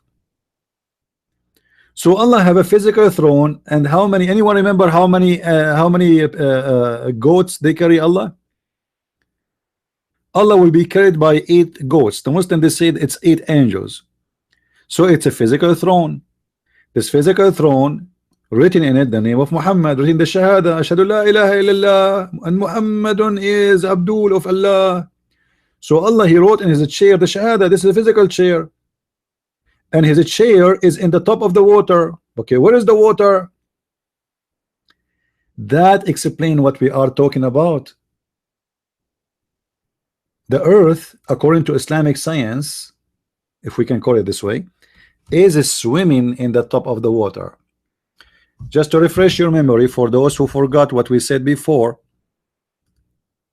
if we go to chapter Noon, chapter Qaf, which is chapter 50, verse number 1, that will make perfect sense.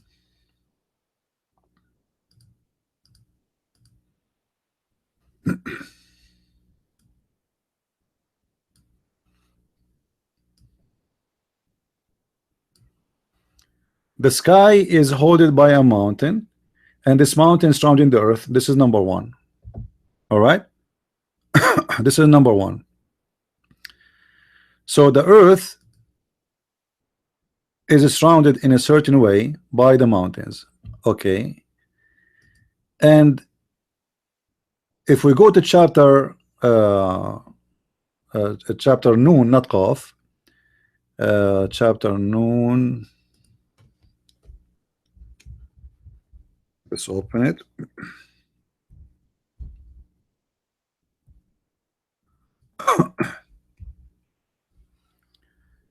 All right.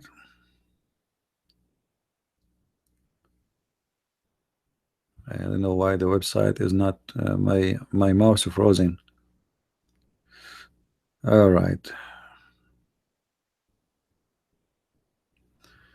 Anyway, if we go to Surah Al-Qalam, here we go, it's working. Surah Al-Qalam, here we go. All right. Here you will see this is chapter 68, verse number 1. 68, verse number 1.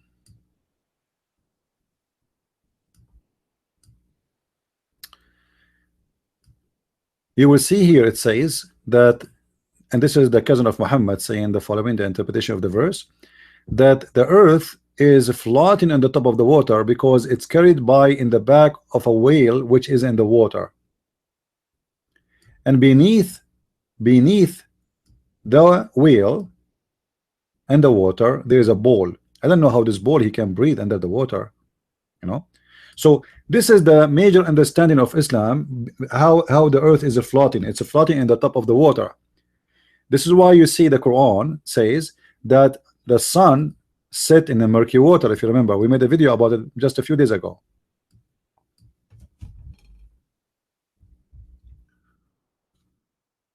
The sun set in the murky water.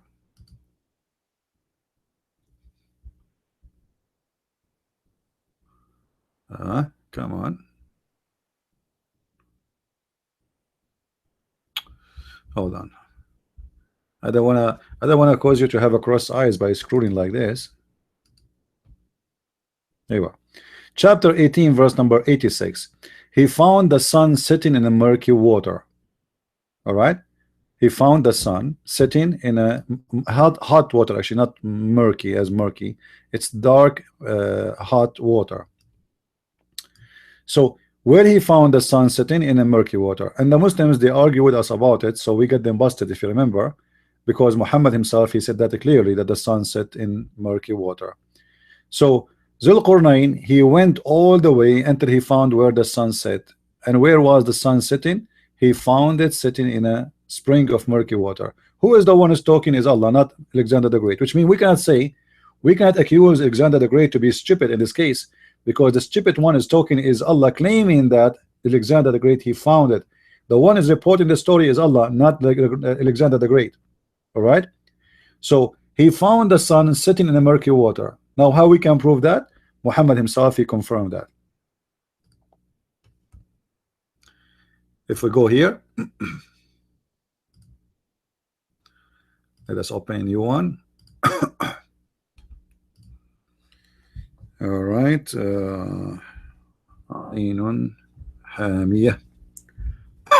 Here we go. I was sitting behind the messenger of Allah. By the way, Muhammad, he liked men to sit behind him. Who was riding a donkey while the sun was setting. So what is the occasion? It was a romantic moment between Abu Dhar and Muhammad. Abu Dhar is holding the waist of the Prophet, peace upon him, and he's sitting behind him, and they have a romantic moment where the sun is setting. I think this is something all of you dream to have. Like imagine you are in the Caribbean, or you are in Thailand, and you are riding an elephant, and you have your wife with you, or your fiancée, and then she is holding you from behind, and she asks you, and you say to her, do you know where the sun set?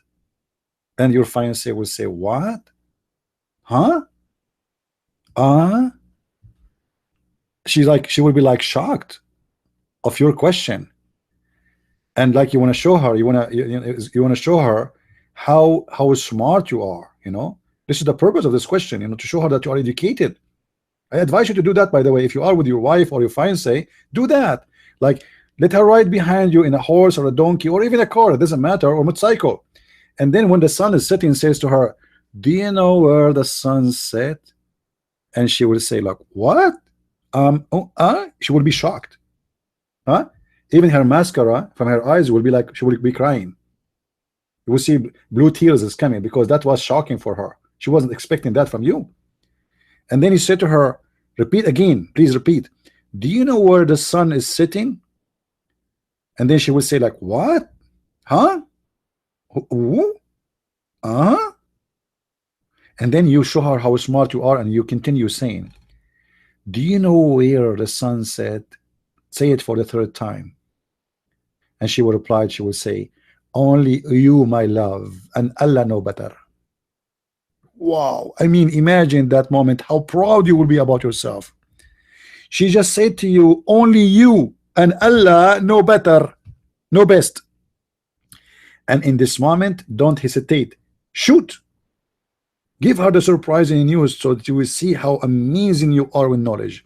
You say to her, it's set in a spring of warm water, hot water. I mean, the second you say to your fiancée that the sun set in a hot water, she will give you a hot hit with her high heels shoes in your head. And I can assure you that. I mean, how amazing that is knowledge. Muhammad, he found where the sun set. Wow. And you guys, you play me why I keep singing from time to time the song, oh mommy, oh mommy, mommy blue, oh mommy blue. So this is where the water is coming from. So the water is where the throne of Allah above, and the sun run every day from point A to point B to sit in the murky water which is under the throne of Allah. Are you getting the point? Now even we can show you that from the Quran, huh? If we go in the Quran, hold on, man, I'm going to today I'm going to speak until tomorrow morning with my translator. God help me with my voice. All right, if we go in the Quran, Lord have mercy.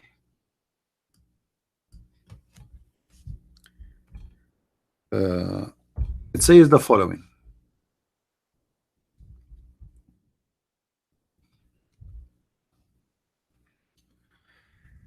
Chapter 11, verse number 7. Just to confirm, that's what the Muslims believe.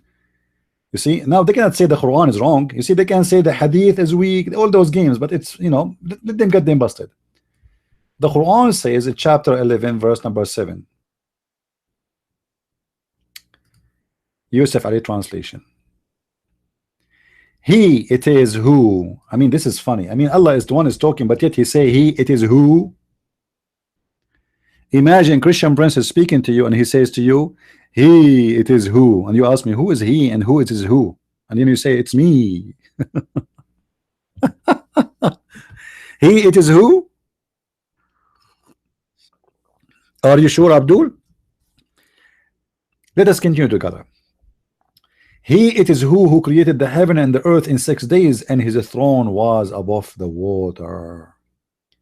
Now here you might be confused. You might say to you, oh, maybe the water was above the earth. No, as we showed you, Muhammad, he confirmed that before he created the earth and the heaven, his throne was above the water. You see it? Before he created the earth and the heaven, his throne was where? Above the water. When before he created the heavens and the earth. I'm speaking it slow for the dumb one, Abdul. So the Quran confirmed that the throne of Allah was above the water, and the sun set where? Under the throne of Allah, which is what? The water. And the earth is flat and it's floating in the top of the water. Do you see it? Somebody is asking, is the throne is a physical chair? Absolutely.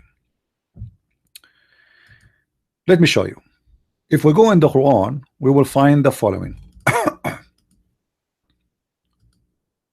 Guys, if you are enjoying what we are doing here, don't forget to subscribe, okay? At the end of every month, Allah provide us with versions, brand new versions. Nobody touched them. No genie, no mankind, not even Trump. I swear by Allah. So subscribe, click at the link there to subscribe. So if you like to get versions at the end of the month, you know, no Trump touched them. No Trump, no genie, no mankind. They are not touched yet. All right? Subscribe immediately. Please, please, please, immediately. Right now, right now. Jibril is watching. Jibril is watching. If you don't subscribe, I will unleash Jibril in you. Do you know that Allah he have a dog? This is a different story, maybe later. But Muhammad was talking about the chapter of An-Najm, the star. The star was fading, so he said, Muhammad, I worship the star of the Najm, the Lord of the stars. So his cousin, he says to him, I don't believe in the Lord of the stars. Muhammad, he said to him, aren't you afraid that Allah will send his dog to eat you? Like, what the heck? Allah have a dog? All right. So what was the question? Yeah, yeah. Allah chair, Allah chair. Yeah.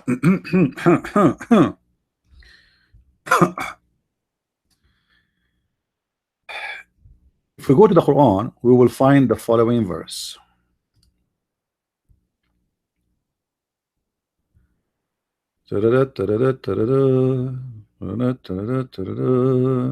Come on. All those speaking about the chair of Allah.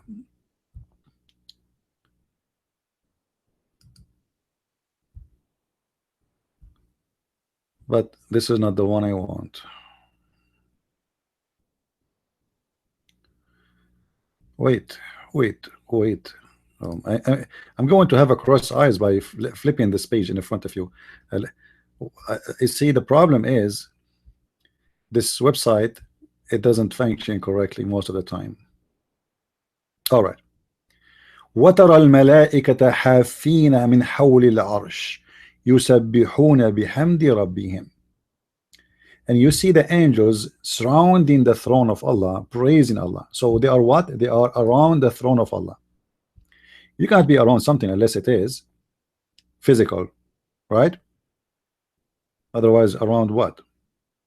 Right? And though wilt you see the angels surrounding the throne in all sides. So this throne have sides, have edges, have ends. If we go in different translation, or let's see different verse, which is more important, will make more things clear. الذين يحملون العرش, those who carry the throne. So the throne of Allah is being carried, verse number 7, chapter 40, verse number 7. And those angels who bear the throne of Allah. Do you see it? So the angels, they are carrying the throne. The throne of Allah is not floating by itself. It doesn't work by an engine or anything. No, it have to be carried by angels. It's like Santa Claus. Now, in different verse, it says clearly how many exactly they carry the throne. They are 8. Let us see. Chapter 69, verse number 17.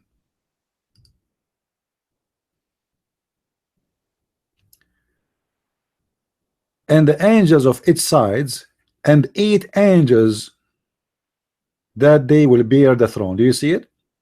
So there is 8 angels specifically are going to carry the throne. If we go to the interpretation, we will see that those angels, they have 4 faces, each one of them. If we go right now to the interpretation,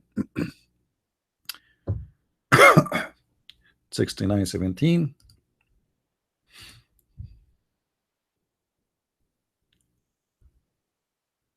All right.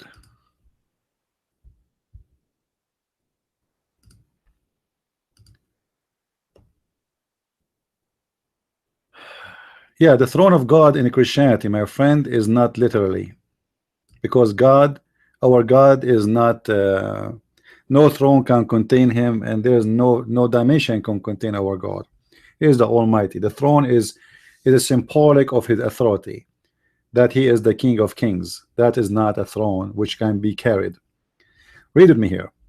And the angels will be in the sides therefore, on its extremist.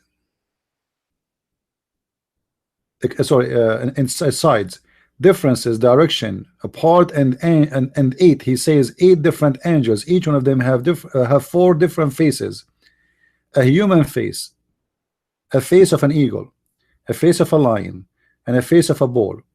So those angels, they have, each one of them have 4 faces. All right. The 4 living creatures is from the Bible, and even 4 yeah, but that is metaphorical. This is not you see, the Bible have different story. Like if you go in the Bible, as an example, describe the beast, right? That is metaphorical. That is not literally. Here we are speaking about literal interpretation. Those angels, they have faces of a human, a face of an eagle, a face of a lion. So those are real faces the way they are. All right. So the important for us right now that the throne of Allah is above the water. We confirm that from the Quran. The throne of Allah is carried by the angel. It's a physical throne. The water is exist before the earth and the heaven was exist. And for sure, all of this is absolutely mistakes. Now going back to our topic where Allah he come down every third part of the night, where we open Google for it, if you remember, Allah come down every third part of the night. To accept such a thing, I have to accept that the earth have only 1/3 part of the night. Correct? Because how Allah can come every third part of the night? Which third part of the night? The earth have only one time zone? Huh? How many times Allah go up and down? And actually this hadith is very important. I encourage the Christians to save it because it get Muhammad busted big deal. Why? Let us explain with Google.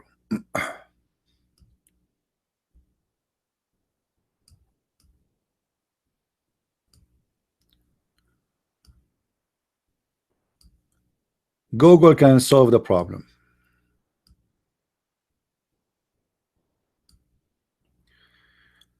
Look with me.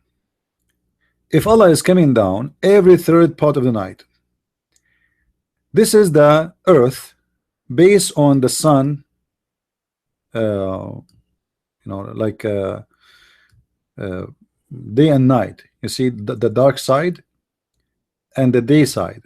So the one have light in it right now is where is day. The one has dark side in it is where is night. All right. So Allah will come only in the third part of the night. The third part of the night is almost before morning. So that will make it here right now, based on the time right now, the moment we are in, that will make it here. Allah will come down. This is the third part of the night. They don't have the sun coming yet. They are going to see it soon. All right. This is Europe. So soon they will have the sun in Europe and other places. And this is the time where Allah come every third part of the night and every day. That's mean Muhammad is teaching the Muslims that there's only one day and there's only 1/3 part of the night, and that for all the Muslims. But we know that this cannot be true unless the earth is flat and the sun is fixed or running over it in the flat direction, So to make it correct, the earth have to be as the following. I'm going to draw in the top of the hold on.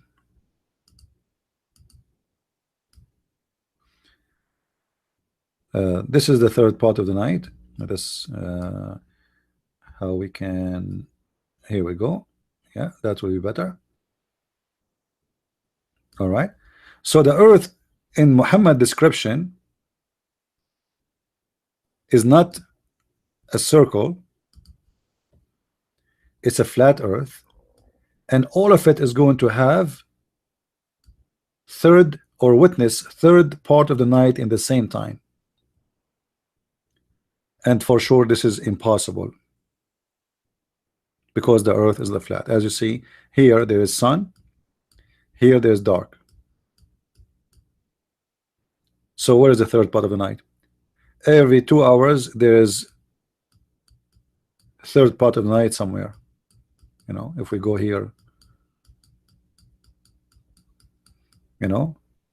it's not a fixed timing. That's impossible. So this is a clear mistake from the mouth of Muhammad, explaining how he think of the earth. Same time, and this is obviously Muhammad, he never thought that the earth have many time zone. He think it's the same time. Always Allah he come in the third part of the night. Now look at this. Allah come in the third part of the night for what purpose? To ask the Muslims who need me, who invoke me, who is asking me for forgiveness so I may forgive him. Allah, he go down from the highest heaven. Let us say this is the highest heaven here. He go down here. Let us say this is the lowest heaven. The heaven in Islam is 7 heavens. He stopped here. All right. What is the purpose of the strip from above to down? Is to ask Muslims who need me, who is praying for me, who need forgiveness so I may forgive him. But this is mean Allah cannot perform his job as God from the top of the throne. This is where his throne is located. It's here. Allah have to move every night or every day in the third part of the night from point A to point B. And what is the purpose of this movement? To perform certain job. Oh, hold on, let me switch to English.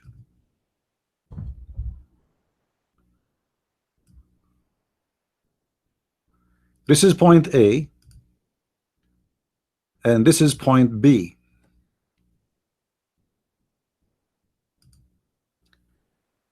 Allah cannot listen to the Muslims from his throne. Allah, he cannot listen to the invoke of the Muslims. Allah cannot receive the prayer of the Muslims.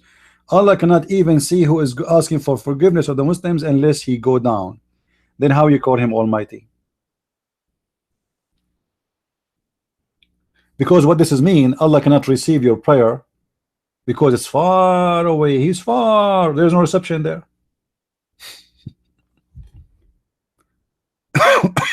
There's no reception. Allah reception is limited. Maybe he is using AT&T. So in order to receive your prayer, he have no choice but to go down every third part of the night so he may hear your prayer. And this is absolutely stupid. Muslim, they say God he hear us, God as he see us, God as he witness us, God he see everything, God etc. But God he cannot even receive our prayer unless he go down. And imagine how it is embarrassing that God have to come every day. I mean, do you know how big the galaxy, guys, is? Do you know how big the galaxy? How small the Earth is compared to the galaxy? Huh?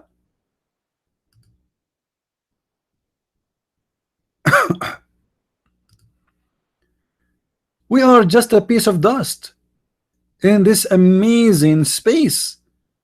There is billions and billions and trillions of billions of stars, and Allah come every day to do what? To look for a piece of dust, look in the middle of, exist in the middle of nowhere, and the purpose is to hear who is there praying.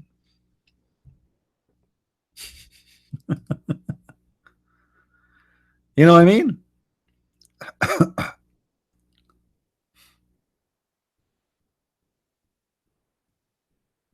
This is God. Where is the earth? Where is the earth in this? Where we can find the earth here? There's tons of galaxies, tons of stars, and the earth is not even a piece of dust. And God, he will come every day, looking for this little tiny earth. And what is the purpose? To hear the prayer? That's amazing.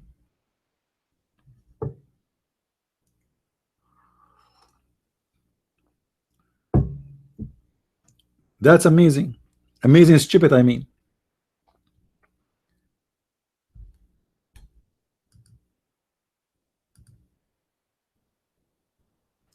There is tons of planets, thousands, millions.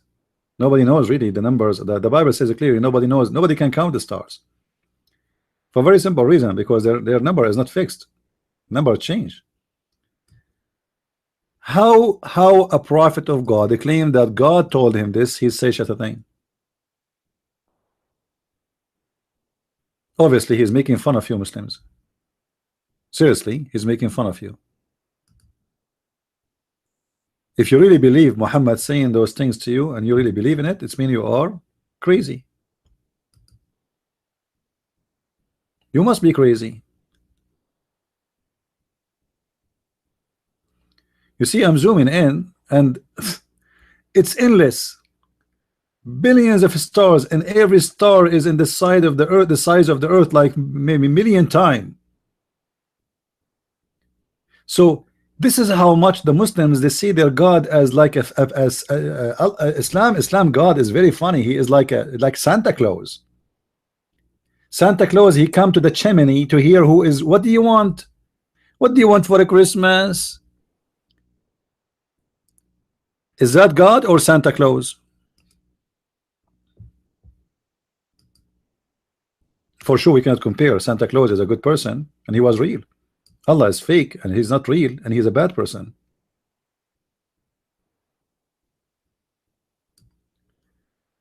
So Allah come every night in the third part of the night, because simply there's one time zone on the earth. And actually even the Quran confirmed that. The Quran says sorry,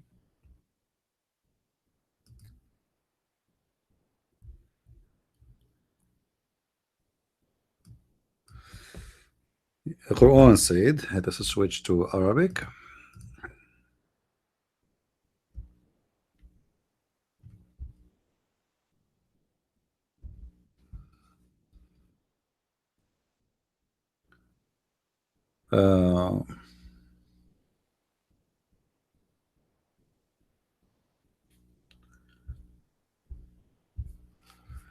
Come on, stupid search engine.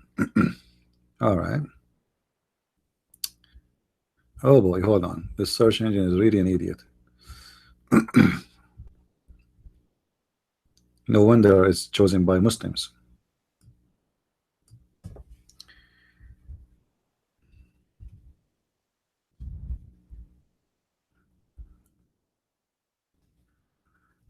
Let us go here.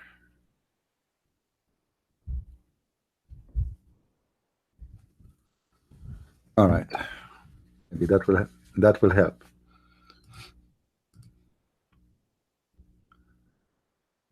In the Quran, we will see that the angels, they are coming down.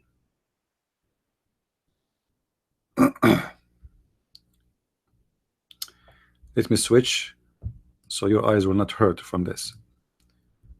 The search engine is stupid.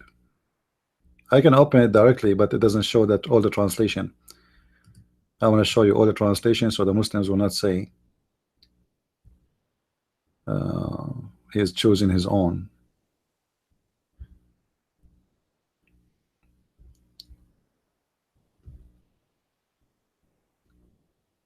Always the angels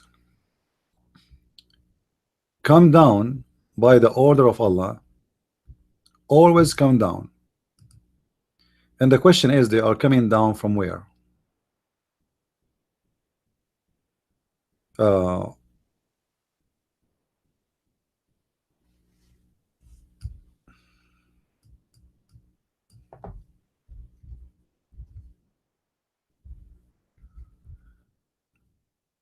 right.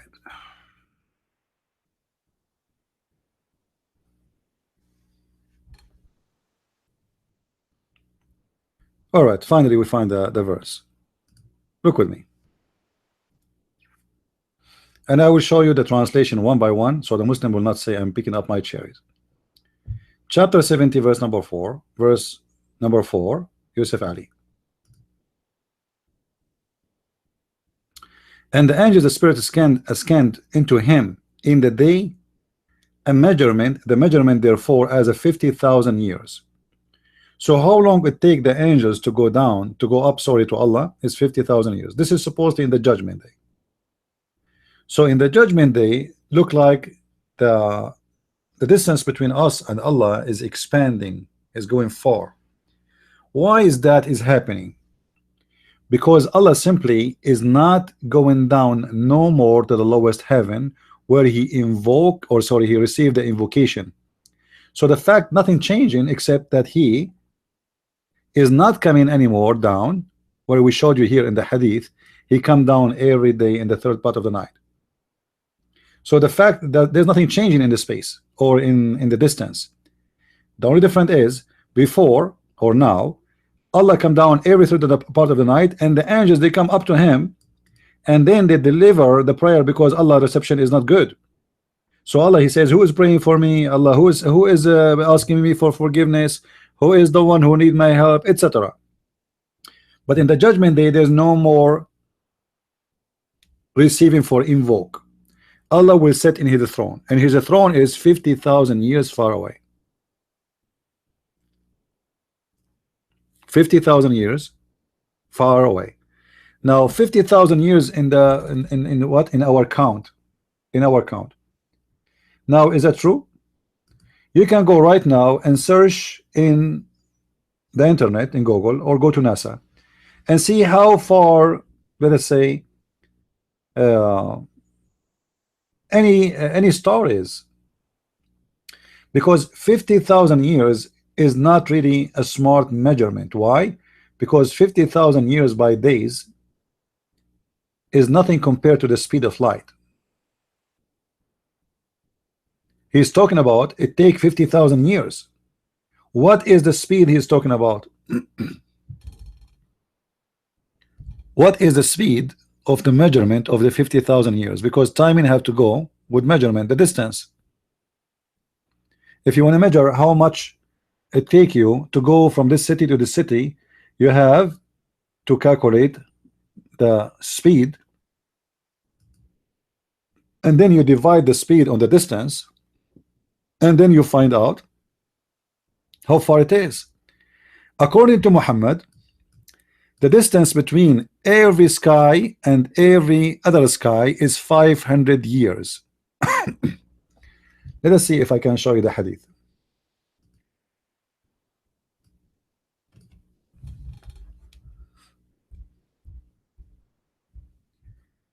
And remember, when we say 500 years, this is based on what? This is based on the speed of a camel, because at that time people they ride a camel.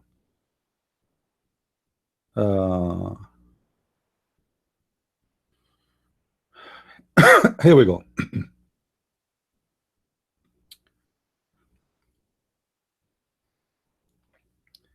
500 years. Let us see the 500 years.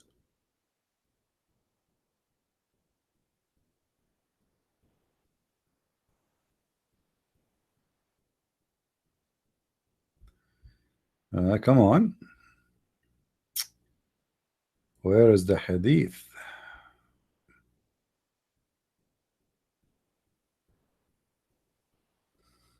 All right. Read with me, please.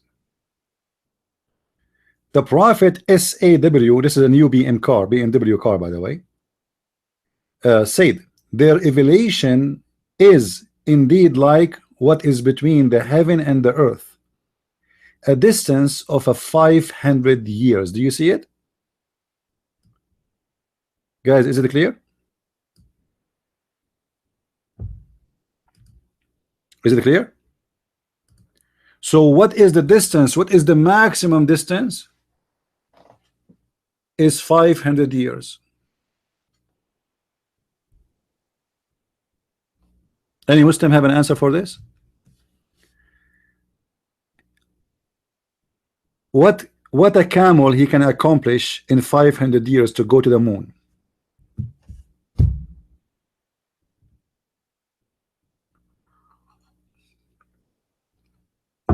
How we can arrive?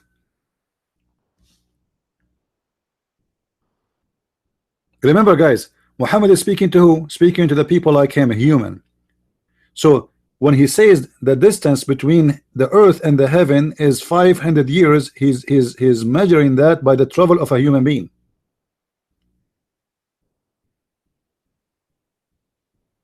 Are you following me?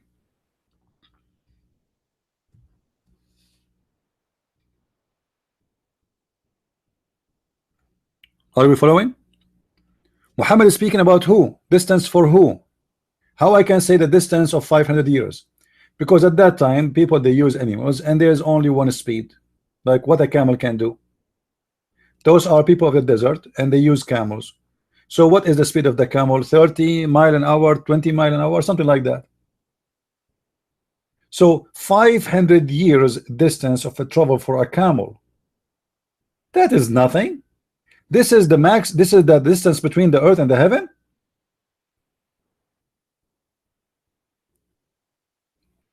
That is stupid.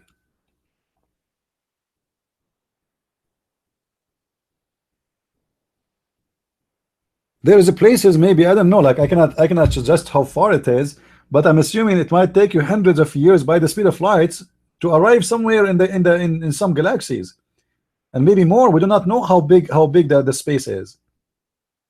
So when Muhammad he is saying 500 years, he got himself busted again, because he described a limited space, and that space is measured by 500 years distance, and that is the speed of a human being at that time to travel,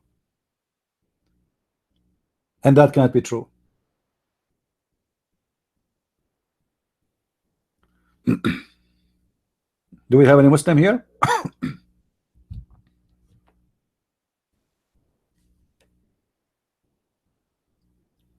Do we have any Muslim? The funny, until now I did not find one Muslim he want to refute us. I'm not sure why. Where's the Abdul? Yeah, actually, Muhammad he mentioned that many times. By the way, it's not only like one time, you know, about the 500 years. Read with me here. From the Prophet regarding Allah saying, and the couches rised high, he said, their height is sorry, as what is between the heaven and the earth. The distance of the two of them is 500 years. Do you see it? This is obviously a physical measurement, not a metaphorical measurement. This is not something metaphorical, as you see.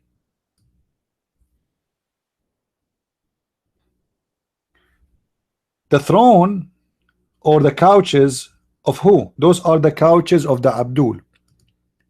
Allah, he will promise every Abdul 70 to 80,000 virgin for sex, and he will be laying down in the top of his couch, and his couch will be raised high, very high.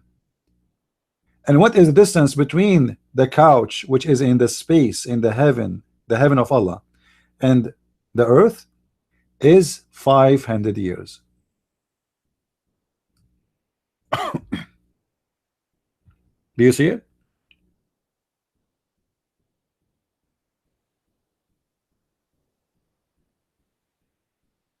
Any Abdul?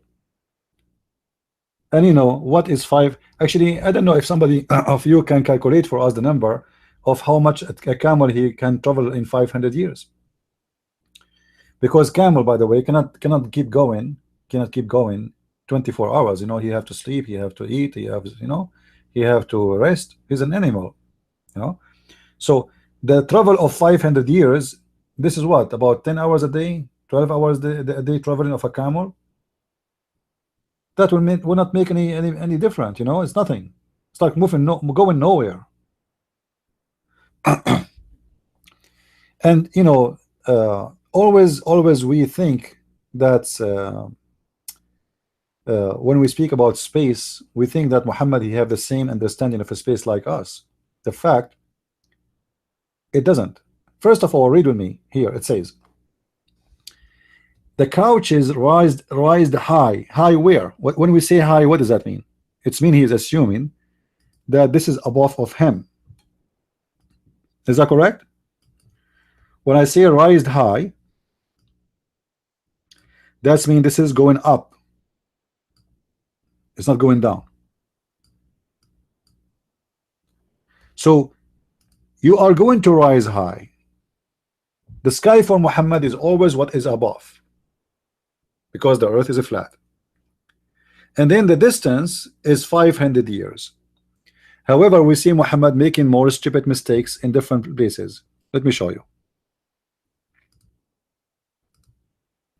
You know, when a stupid guy, he talk too much, he make a lot of mistakes. Like, it's normal for a human being, by the way, to make mistakes, but this guy, he is doing it like he's a professional fabricator, you know. Look with me here. If we go which hadith I should show you? Which one? Let me squeeze it. Which one? Yeah.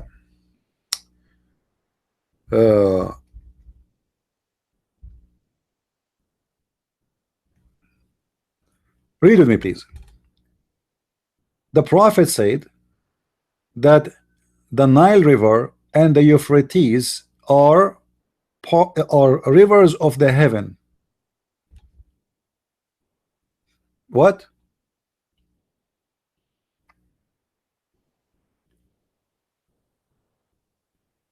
How that can be? According to Muhammad, the Euphrates River and the Nile River, they are rivers from the heaven, but the Euphrates River is in Iraq.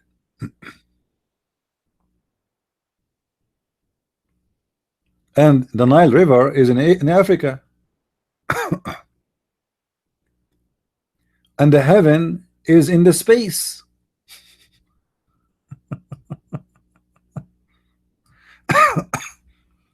You know what I mean?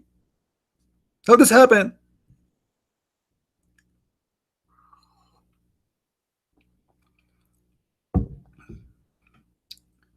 Guys, are you listening? How he says to us that the heaven, your couches will be 500 years high, a distance of a 500 years travel high.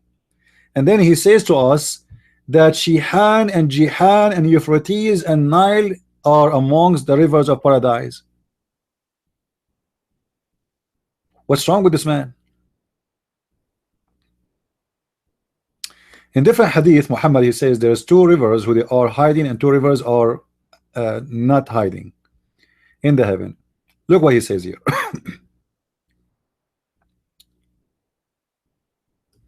Actually, I like this hadith here. I was raised up to the lotus tree. Now, anyone knows what is this lotus tree? Who knows what this tree is?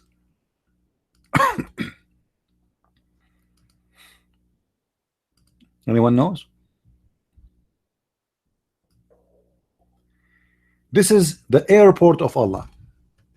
In the heaven of Islam, there's a tree. It's called Sudratul Muntaha. It is the airport. Did you watch what his name? What her name?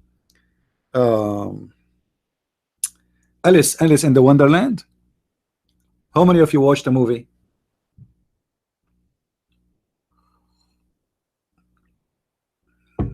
Did you guys watch it? In the movie of Alice in the Wonderland, Alice, she go inside the tree. And how she get inside the tree? She go inside the roots of the tree. Down the roots, there's a hole, and she go inside and she go to different world, right? This is exactly the heaven of Islam. So there's a tree in the heaven of Allah. It's called the Sudrat al-Muntaha. Sudrat al-Muntaha. And here in English they type it as lotus tree, which is not really correct. And Muhammad, he appeared from that tree. That is the point. This is the airport of Islam. So here the Prophet, he landed under the lotus tree, and that lotus tree, you can walk underneath of it for 100 years. And the fruit of this tree is anything you wish. Fruit is made from gold and silver, clothes, couches, furniture, whatever you want. This is the fruit of this tree. You walk underneath of it for 100 years. And then look what Muhammad says. And he saw four rivers, two which is coming out and two is going in. Those which is coming out were the Nile and Euphrates. Oh boy. So Muhammad, who claimed that the heaven of Allah is in the seventh heaven and the Surat al-Muntaha is where Allah house almost there, and yet the Nile River and the Euphrates River is coming from underneath of that tree.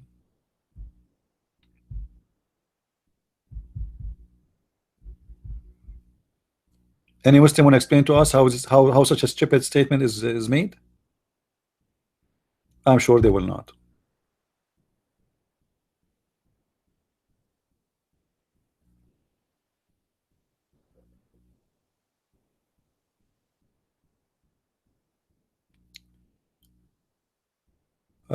We have to help Eugenia. Who is Eugenia?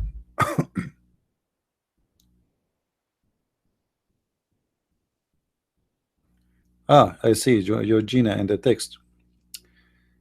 Well, Eugenia, you do not need to learn how to pray to Jesus, my friend. It's very simple. Just open your heart for him. Guys, do we Christians, we have a way to pray? Do our Lord require us to stand up and sit down and shake our heads in a certain way, in a funny way? I mean, this is silly, right? You can pray in any way you want. Jesus said you can close your closet, which means nobody see you, and pray. Say, our Father out of heaven. Speak to him. He listen. So there's no way to pray, my friend. Just open your heart, just be decent. That is a true prayer. Anything else is a fabrication. Sitting down, standing up, you know, bowing. You can. It's up to you. If you want to bow down, it's up to you. It's not wrong. But I'm saying God is not really about those things. You see, Islam became a religion of rituals, not a religion of spirituals. Everything in Islam is ritual. They have to wake up in a certain time, as if Allah is a bus station. He's a bus. He will not take your prayer unless you are in time. You have to say the same certain words which he himself said, which is very stupid because you are not praying anyway. You know, when a Muslim he repeat al-Fatiha, let me show you, as long as we open this topic. I think we cover already, we showed the Muslims how the earth is a flat already, and you will be stupid dumb if you cannot see it. This is your business now. Otherwise I can show more reference. But if we go to al-Fatiha, chapter number 1, verse chapter 1 in the Quran, this is what the Muslim says every day, 5 times a day.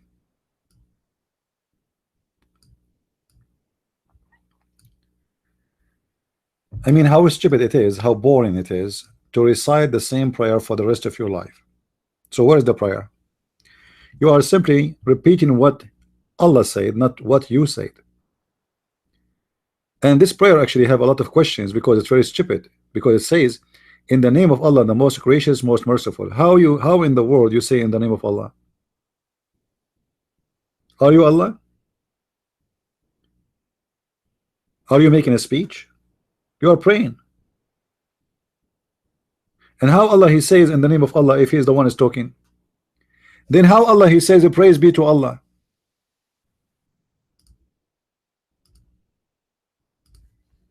Allah says praise be to Allah. The Muslim, they will say to you, oh no, this is a prayer. That's not true. This is what Allah said, and he never said to you this is a prayer. Never. The chapter in the front of us, it doesn't say anywhere say or pray like this.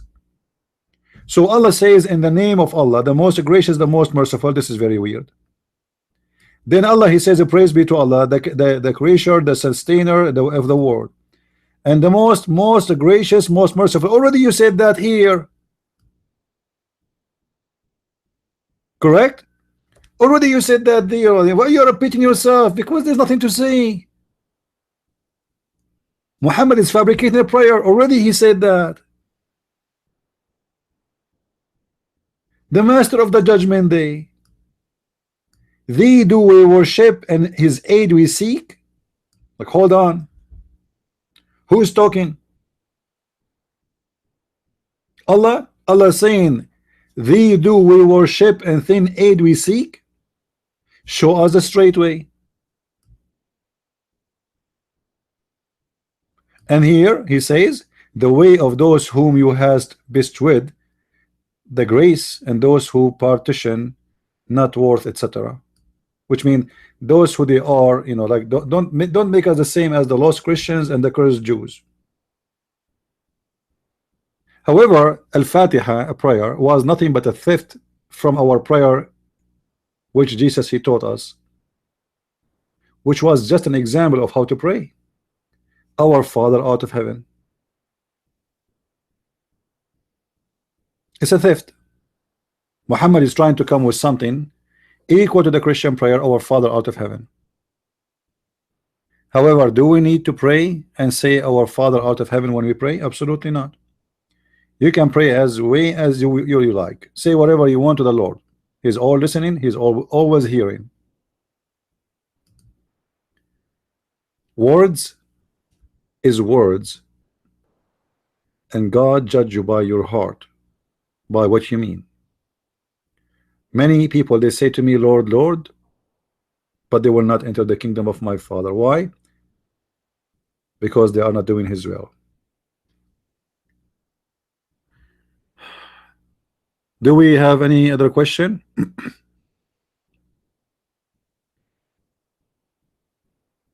Yeah, we have one final thing actually. This Abdul, he said in Facebook, he said, let me show you what he said here.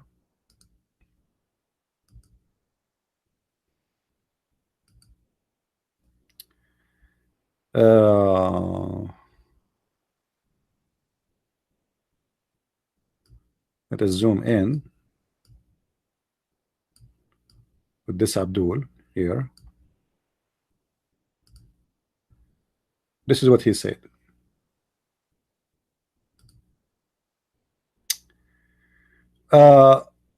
Supposedly he is answering me regarding a previous video I made, and he is making a false debate between me and him. Someone, his name is Danny Chard. I did not talk to him, by the way.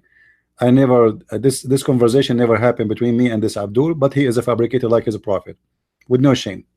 So he put the name I use in Facebook, and he claimed that he is debating me in text, which is absolutely false. So look what he said. I mentioned in the video that the divine, the inspiration, arrived to Muhammad in the sound of a bell. And Muhammad, he said that the instrument of shaitan is the bell. So look what this Abdul, he is refuting me with, just to show you how ignorant those Muslims are. All right. This is what he posts, not my posting. Remember, I'm not the one is saying a word. This is not my statement. This is his. All right. I'm just showing you what he said. All right. Narrated the authority of Aisha, the mother of the faithful believers, etc., etc. He said, the apostle, how the divine inspiration revealed to you. Allah apostle replied, sometime it's revealed like the ringing of a bell. Like what? A ringing of a bell. I want you to take a note of that. Who is saying that? This is the hadith posted by Mr. Salim, who don't speak Arabic, who have no idea what he's talking about. So the revelation revealed to Muhammad as a ring of a bell. All right. This is from the inspiration is the hardest of all. And then he state passes of after I heard I have grasped what is inspired. Sometime the angels comes in a form of a man, etc. So when Muhammad he received inspiration in the sound of a bell, this is the hardest. Then this guy, he fabricated a conversation between me and him. He says, this guy, supposedly me, I don't understand why the prophet said the bell is an instrument of shaitan, and sometime said some of the revelation come like the sound of a bell. Now a Muslim is answering me. I will explain and turn the table down I hope this one he will not disappoint you, Christian. My response is simple. The Prophet makes it clear that the bells is a musical instrument of shaitan. Did he make it clear? Yes, he made it clear. Okay. Not bell as a sound, really. What the heck?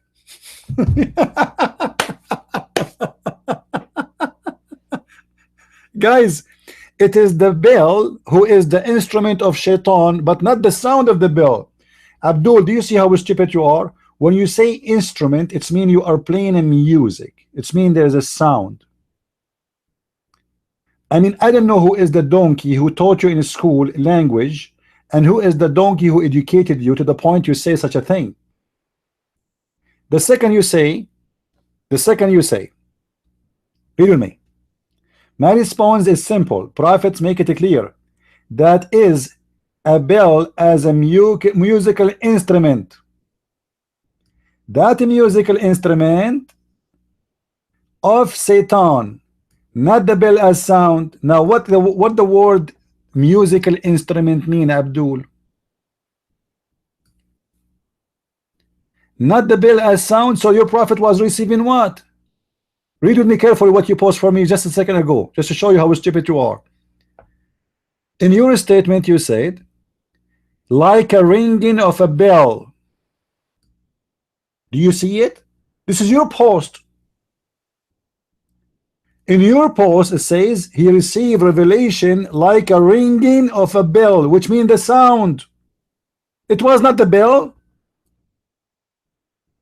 You're a prophet, he said, that the instrument of shaitan is the bell, which means the sound of the bell, because instrument of a music is a musical. How we can receive a music? We have to hear it, right? Anything will not be called a musical instrument unless it's playing sound. Have you ever heard of a machine is a mute and playing like a musical instrument? So here he says the bell as a musical instrument. Look how smart he is. That is a music instrument of shaitan, and not the bell as a sound. That's super smart. Unbelievable.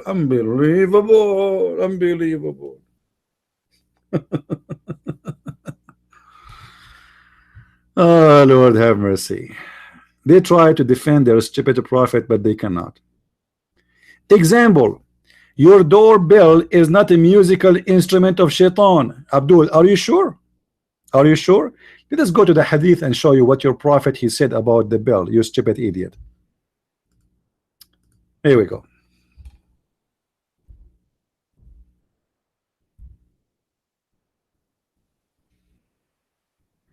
The bell is one of the musical instrument of shaitan. Okay, read with me, guys.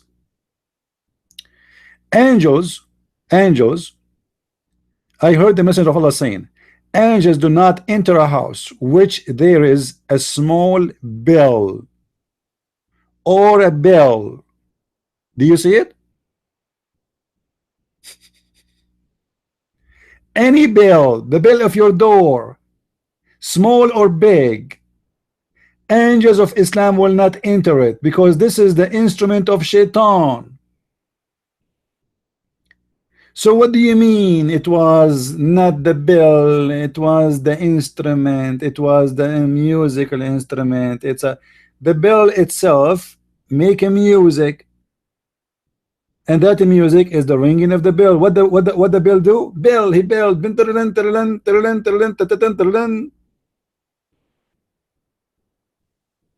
And here you will see how much Muhammad from the beginning he hated Christianity, because the Christians are the one who use a bell for the call of the prayer. So Muhammad is making the Muslims hate the Christians by saying their churches is the house of the devil. Angels will never enter a place where there is a bell, for bell is the instrument of shaitan. And later the stupid, we find that he is himself receiving his revelation in the sound of a bell. Look what it says. Angels do not accompany the traveler who have with them a dog and a bill. Do you know, guys, what the bill is? What is the point of a traveler to have a bill with him? Anyone knows? Why the traveler he have a bill? What is the purpose of this?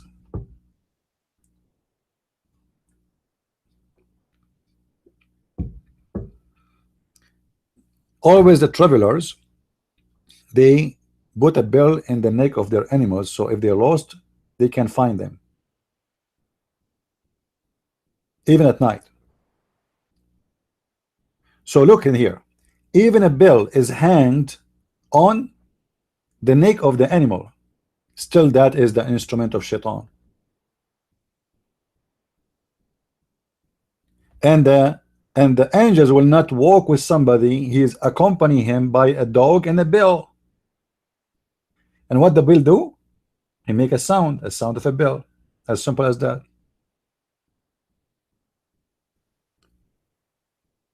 Here Muhammad, he says, the bill is a musical instrument of shaitan. What does that mean?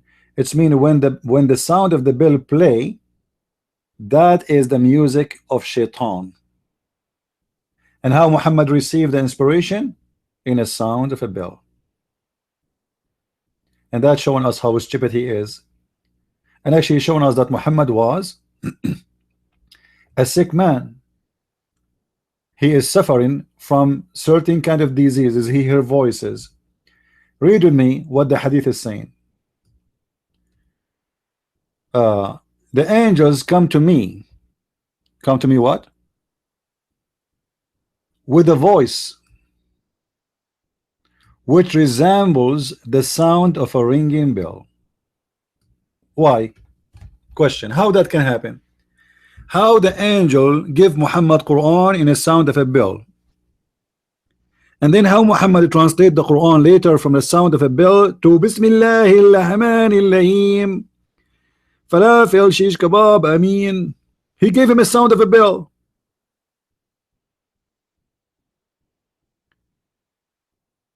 Imagine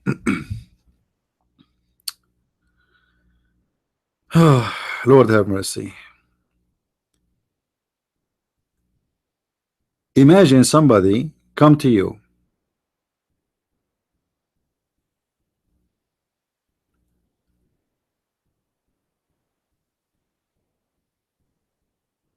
and then he give you a ring,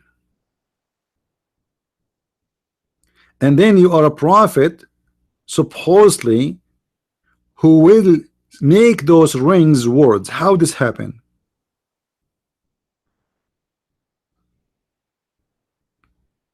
Huh?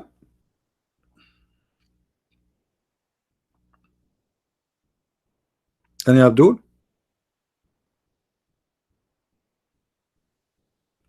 I will go with you.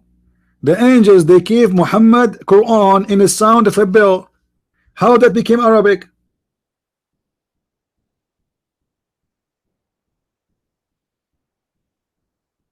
Huh? And Abdul want to explain to us? And why the sound is so annoying? Because Muhammad is saying that is was the most harsh on me.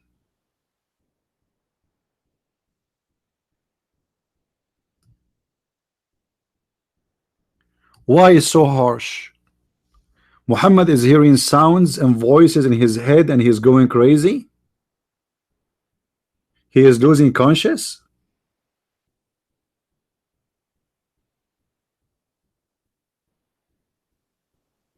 Can't you see that this is stupid? And obviously Muhammad is a stupid man who was suffering from mental issues. He hear voices. Now how we can prove Muhammad is suffering from mental illness? The proof is very simple. In the books, their books, the same books we are reading from, it says clearly that Muhammad, he suffered from mental illness. How we can prove that? Read with me. Let me find the hadith.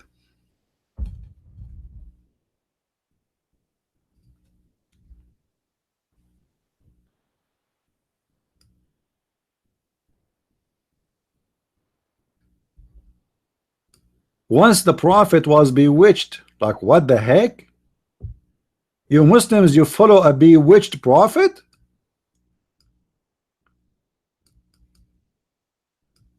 Your prophet was bewitched? Are you sure? How in the world somebody can believe and trust a bewitched prophet? And he began to imagine that he had done a thing, but in fact he did not.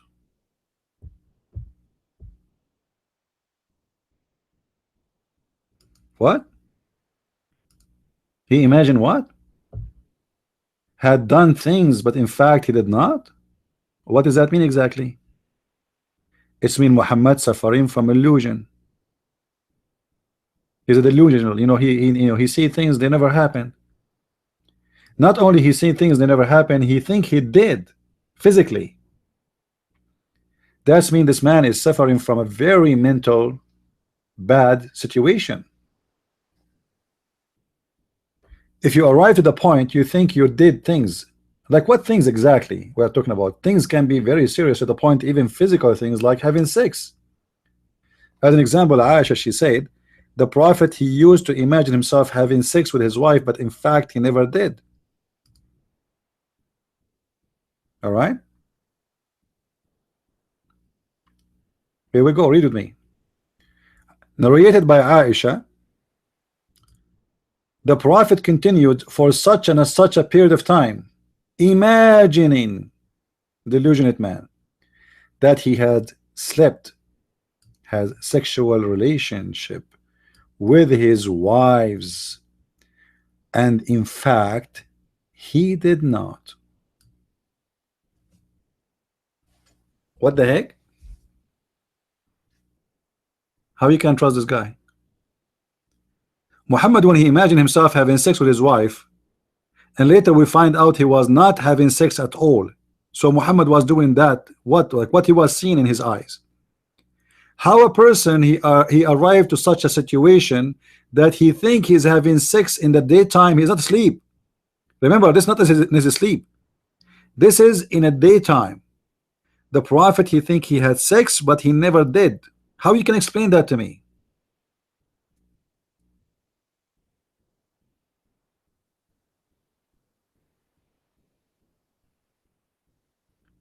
That explain why Muhammad he hear voices like the bell, and why is so harsh on him, because simply he is suffering from a mental issues.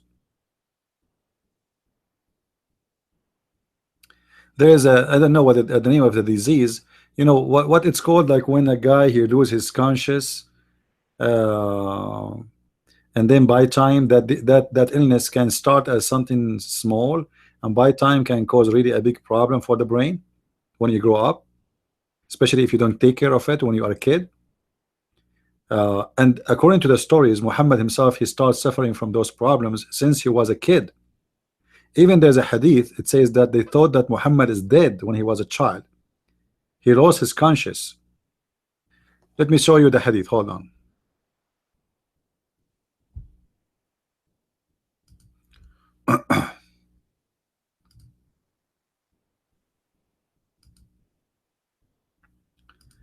If you remember the story of what it's called Al-Isra wal Mi'raj, which means Muhammad when he went to heaven, it mentioned there that an angels they came to him and they cut his chest, but at that time supposedly he was a child.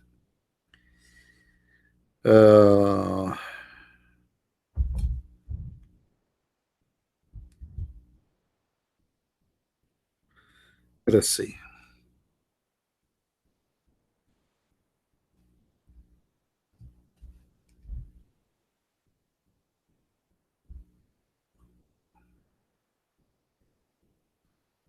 I will try to find you the story.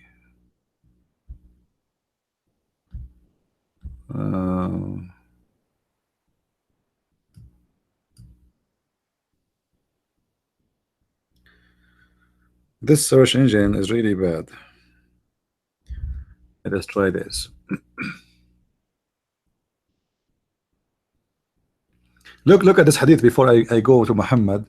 how they cut his chest. Look at this hadith, guys, just to show you how stupid Islam is.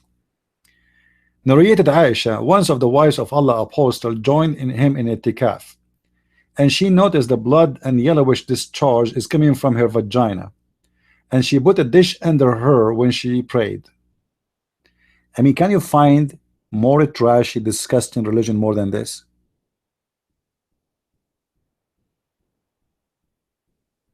Why in the world the wife of Muhammad is telling people about what happened to a private part of a woman, and what the point of telling this story? Should we call CNN? Take a picture, take a selfie. A woman, she is bleeding, and she have a dish underneath of her legs, and her vagina is dripping, point, point, point, point, point. And what? Why you are telling me? And she is describing how the color is. Anyway, let us see.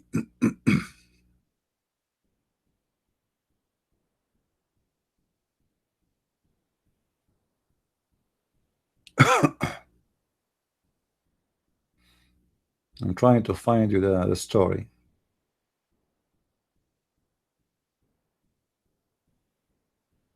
Here we go. Read the story with me. Read the story with me, please. Reported from etc. While he was playing with his playmates. Who? While who playing with his mate? Messenger of Allah. Which means when he was a kid. He took hold of him. Who? Supposedly Jibreel, the angel. And he lay him prostrate on the ground and tore open his breast and took out his heart from it, and then he extracted the blood, a clot out of it. Wow.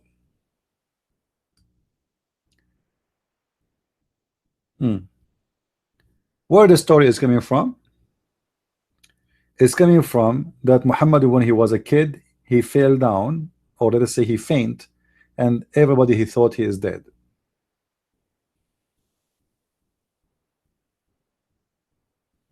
That is the beginning of the disease and the illness of Muhammad.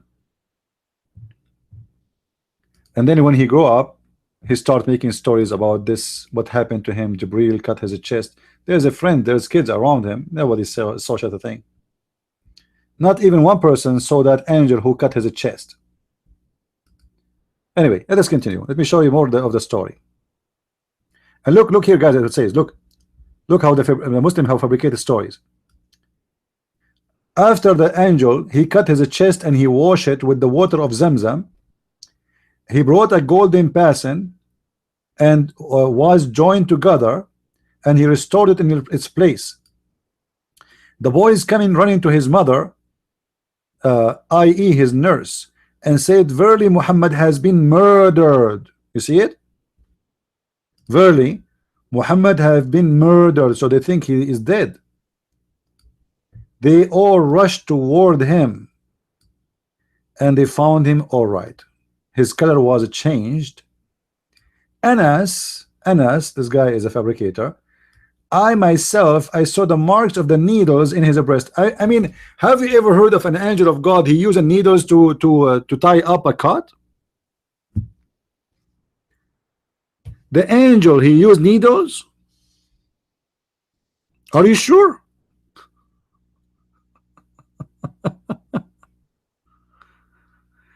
The angels, he used needles to put the chest together. It must be a true story. However, here you see that how obvious it was that Muhammad, he was suffering from a mental illness since he was a child. He have a seizure, and that grew up with him, and that caused mental illness to the point he started having illusion. And by the way, I'm not making fun of one if somebody have that that issue, because if you have an illness, I mean, this is not something bad about you. You know, illness is not your fault, even if you have such an illness. But what we are trying to say, that this guy is not a prophet of God. He is just an idiot who have many problems, and yet those Muslims, they worship him as if he's God. Actually, the story get more crazy if you read the whole hadith. Let me show you the hadith, just to show you how crazy this story is.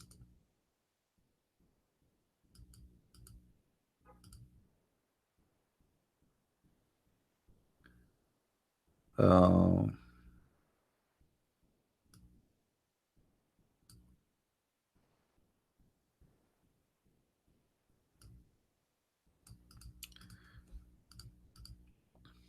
I'll try to find the big hadith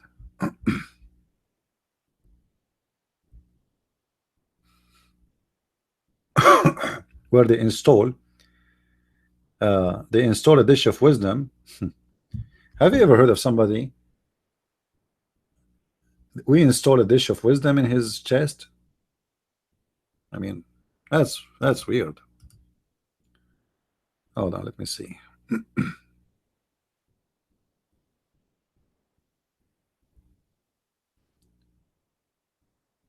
Uh,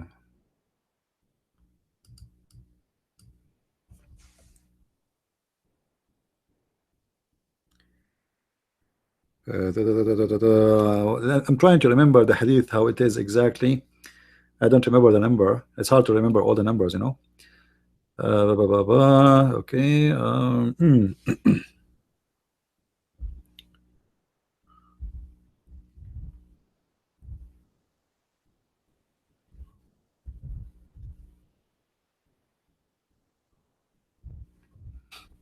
Let's see.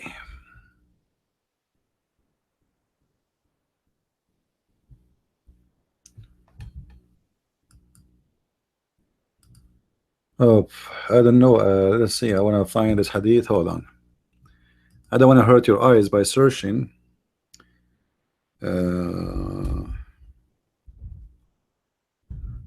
الإسراء.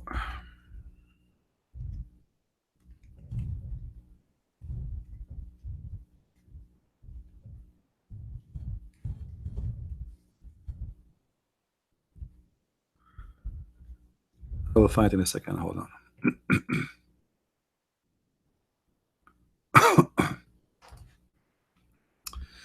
All right.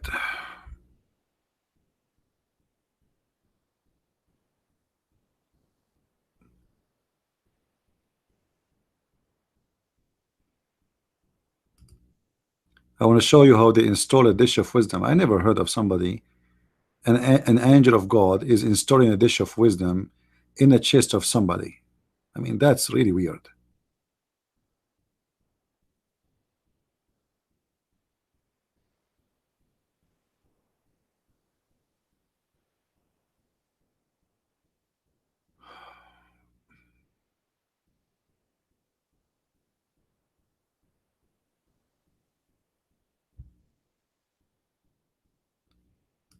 تسطل من ذهب.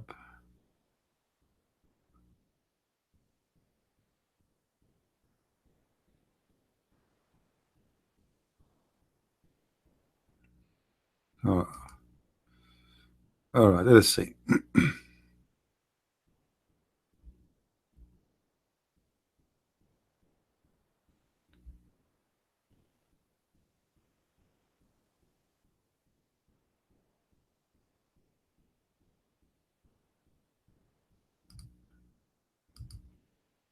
Look like I'm not lucky, but I will find it.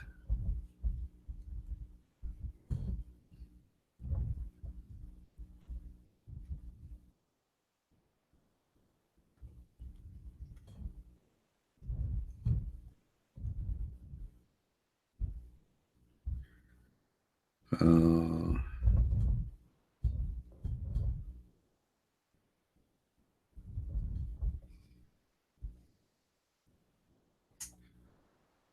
all right.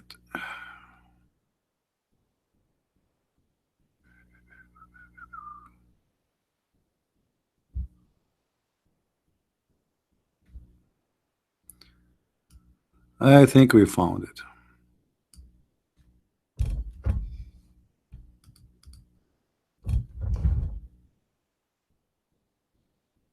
All right. Sorry guys, it took me a little bit of time because this search engine is not really good, so you have to give a specific words to find it. Read with me. Allah Messenger Saw, which means BMW, said, the roof of my house was made open. And here you will see here how the Muslims are confused about the story. Once they report the story as if he was a kid, and then once they report the story when he was a married man, to Aisha. Now he is an old man, not a young no more, and he is not a child. So look what the story here, how the story changed. Other messenger Saw said, the roof of my house was made open while I was in Mecca on the night of Mi'raj, which means that the night where he went up to the heaven. Jibreel descended.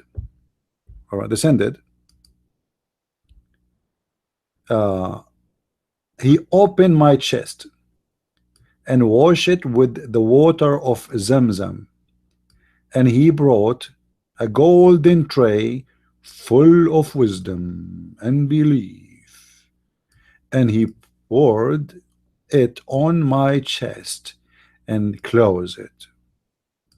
Now here I have to make a confession. I don't like really to share this with everybody, but you guys are my friends.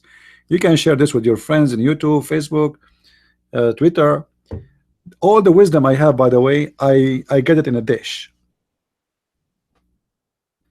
It's very normal in the Middle East that people, they receive wisdom in dishes. If any of you have a lack of wisdom, I am planning soon to open an account in Amazon and start selling dishes of wisdom. Now, if you are an atheist and you want to have faith, we have a solution too. We have dishes of faith. Have you ever heard of somebody, he have a God and he is a prophet of God? He need a dish of wisdom and dish of belief. Do we have any Abdul?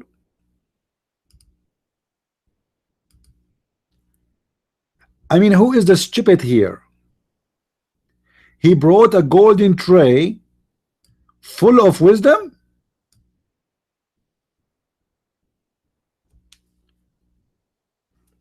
And believe. Is that salad wisdom believe? Assalamu alaikum, brother.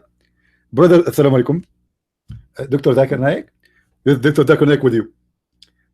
Brother, can I order a death of wisdom and death of belief? Brother, sister, first of all, the order of death of wisdom and death of the belief is only specifically is allowed and certified only for the Prophet, peace upon him. Because the Prophet, peace upon him, he was so stupid and so fool, to the point Allah, he needed to send him a death of wisdom. It was a very big death. And he put all the death of wisdom in his set, and this is how the Prophet became very wise. And regarding the belief, the Prophet was not a believer. So Allah, he sent him a death of wisdom and death of a belief, so he can make him a believer. Thank you very much. I mean, who is the stupid here? Allah sending a dish of wisdom and a dish of a belief. Believe me, this is a true story. Question, Muslims. You Muslims, you say, if Allah wants something to happen, he say B is going to be.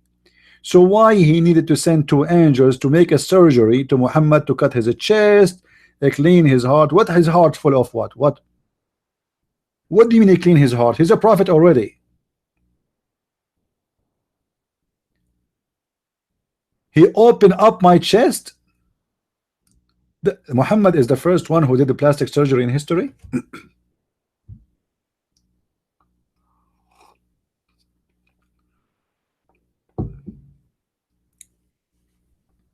Huh? And then they wash it with the water of Zamzam. Go right now and watch the documentary made by the BBC. They found that Zamzam is full of arsenic. It's poisoned water. It's very bad water. It's like each cup you drink from the water of Zamzam is the same as you are smoking one box of cigarettes. He brought a golden tray Why it's golden, by the way? I mean, can't we use a plastic dish? Ah, you think like, do you think that Allah will send the wisdom in a silver tray? Or no, no, come on, are you kidding me? Allah will not send wisdom in a silver tray, or in a plastic tray, or in a porcelain tray. It have to be golden tray. And look, it's not half full. See, look with me, please. It's full of wisdom. Full. Do you notice the word full? Allah, the Almighty, will never send a dish half wisdom. It's always full of wisdom. Okay, this dish full of wisdom, how many kilograms? And how wisdom's shape look like? Any Muslim can explain? Where exactly they install the wisdom? In the chest of Muhammad, in his nipples?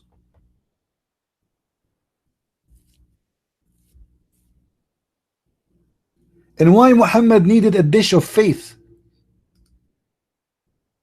He was short in faith. And why Allah don't install a dish of wisdom in the every Muslim now? Is that only a license for the Prophet, or because your Prophet was so stupid to the point he needed plastic surgery to fix his stupid wisdom?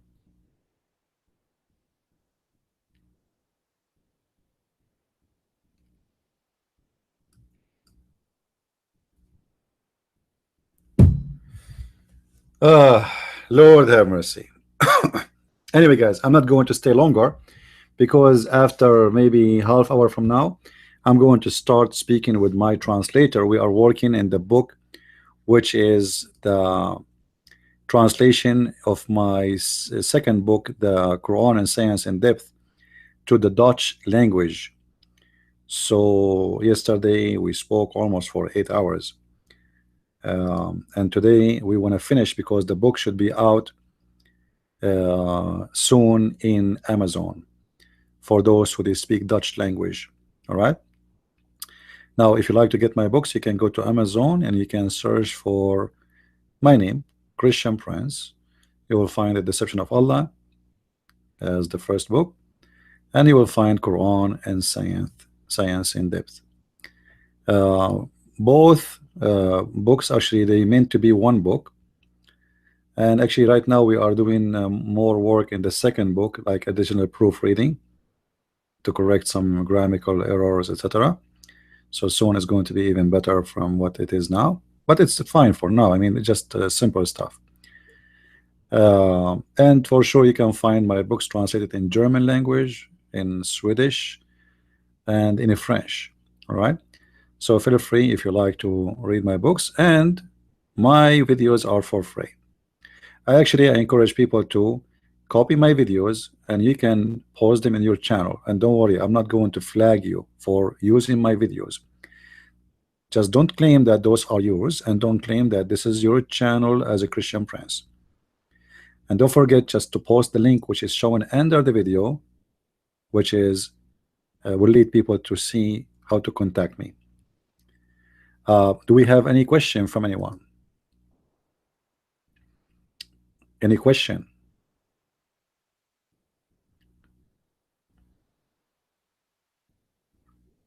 And by the way, if any of you would like to invite me to his church, remember this. If you like to invite me to your church, like I am invited to some churches right now, things get busy usually in the winter time, because winter time people don't go out, etc. So churches activities like seminars, etc., they go more let's say active.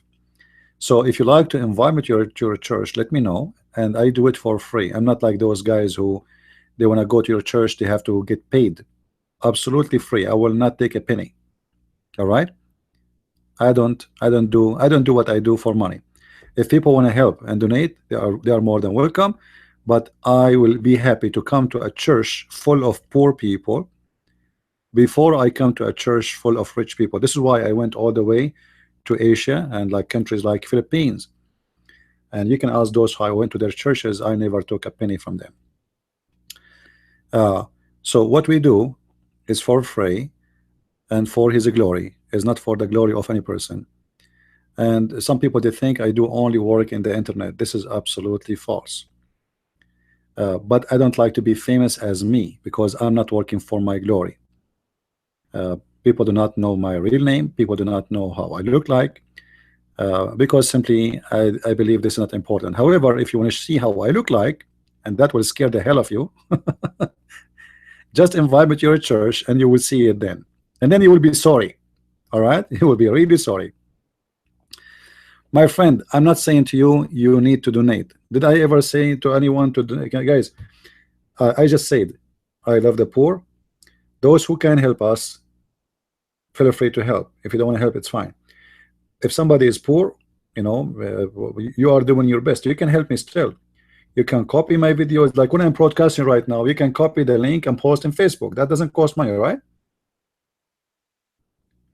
What we need is help. And when we say help, it's just doing what a Christian should do. Nobody is asking you to do something is not required. All right? Do what you as a Christian should do. And what a Christian should do is working for the benefit of the Lord. If you see what we do here is for his glory, then support us. Those who can support by donation, they will. Those who cannot, they can just download the video, make a YouTube account. Actually, you can make monies from my videos. You can download videos to your YouTube account and you can put advertising on them and you will collect money every month. What about that? You know? So still you can support us and you can be a good help. So if you like to invite me to your church, I don't want to repeat myself, it's for free. But remember, I am not politically correct. So when you talk to your church about me, tell them this guy is not the same as the rest. He say it as it is. I don't care who he like it. I don't care who hate it. However, I never made a speech in a church and people don't love it. Never. As an example, once we went to a church, supposedly we were going to do one-day seminar. Actually, 3-hour seminars. Then the 3 hours became like 9, 10 hours. Imagine, I'm standing on my feet all the day. People leaving, people coming out, you know, like still I am in the stage. And then they told me, can you come tomorrow? I said, okay, tomorrow. So I came tomorrow. And then the second day, they said to me, can you come tomorrow? This is the third day. I said, okay, I will come tomorrow. I keep coming 4 days, and then they said to me, they wanted to come, but there's activities. It was a Friday. We arrived on Friday. And there was an activity in the church, and they have to use the space which we use for the speech, for the seminar. So we have to stop. So we did a great job. People, they thought they would listen to me for an hour, and they will get bored. But people, they invite more. Every day we have a new people coming and more people coming. Last time I did a seminar, this was in the Philippines. I found a lady. She came to shake hand with me. I said, I remember you. I think we spoke before, right? She said, yeah, I always follow your seminars. I said, aren't you bored? She said, every time I come to your seminar, I think, or I thought I learn it all, and then I notice I know nothing yet, because each time you say something different, something new. So this is why I always follow you when you have a seminar. What island I am in? I am in the state, my friend. I am in the state. All right. So if you want to invite me, feel free, and I will be free. I will be happy to do it. Now people, they want to invite us, they want to help us with the ticket, pay for the ticket. That will be wonderful, you know. But it's not really important. Actually, you know, record my seminars and post them, because I don't know if people, they will like it, you see, because it's not up to me. I don't like to post. First of all, I don't show in the camera, you know. I don't like it. I don't like cameras, you know. I'm not if you look at my computers, I have like thousands of pictures. When I go anywhere, I take pictures, but none of them is for me, because I like to take pictures of beautiful things, not something disgusting. I look like Ahmed Najad, like Muhammad. So I don't really take pictures of what I do, but we take videos. We have videos, and I don't post them because maybe people don't. They are not going to be happy to be in the internet. However, I have supposedly a seminar. I think is going to be in December 24th, and we will have between 700 to 1,000 people in that seminar. I'm thinking to do live broadcast using my phone, but the phone will be facing the church, which means you can hear me, you cannot see me, but you can see them. Or we can make it facing the display, you know, the projector, the screen. Uh, and you know, the reason I can do that because this is church. They post always their seminars in the internet, so which means they don't have a problem with posting it. You know, they are okay with it already because I saw that they are doing that already in their YouTube. So if this is the case, if they have no problem to do it, then I can do live broadcast and you can be with me in that seminar. All right, but it might be like through the phone or the camera and the computer. We will see. Now, anyone would like to contact me or have any request for me, there's a link underneath of the video. Feel free to contact me, and if you have a special request, like to make a video about something, to refute somebody, if I did not speak about that already, I will be happy to do so. Uh, what island are you in? What do you mean island? What island? I wish I live in Ireland. I live in the state.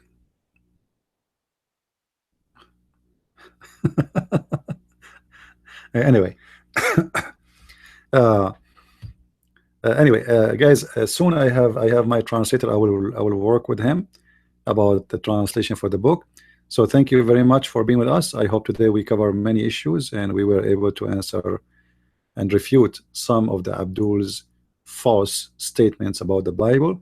Same time we showed them how stupid their belief is and how mad it is their prophet and their God. Christ is Lord. Islam is false. I mean to that. And see you soon again. Bye bye.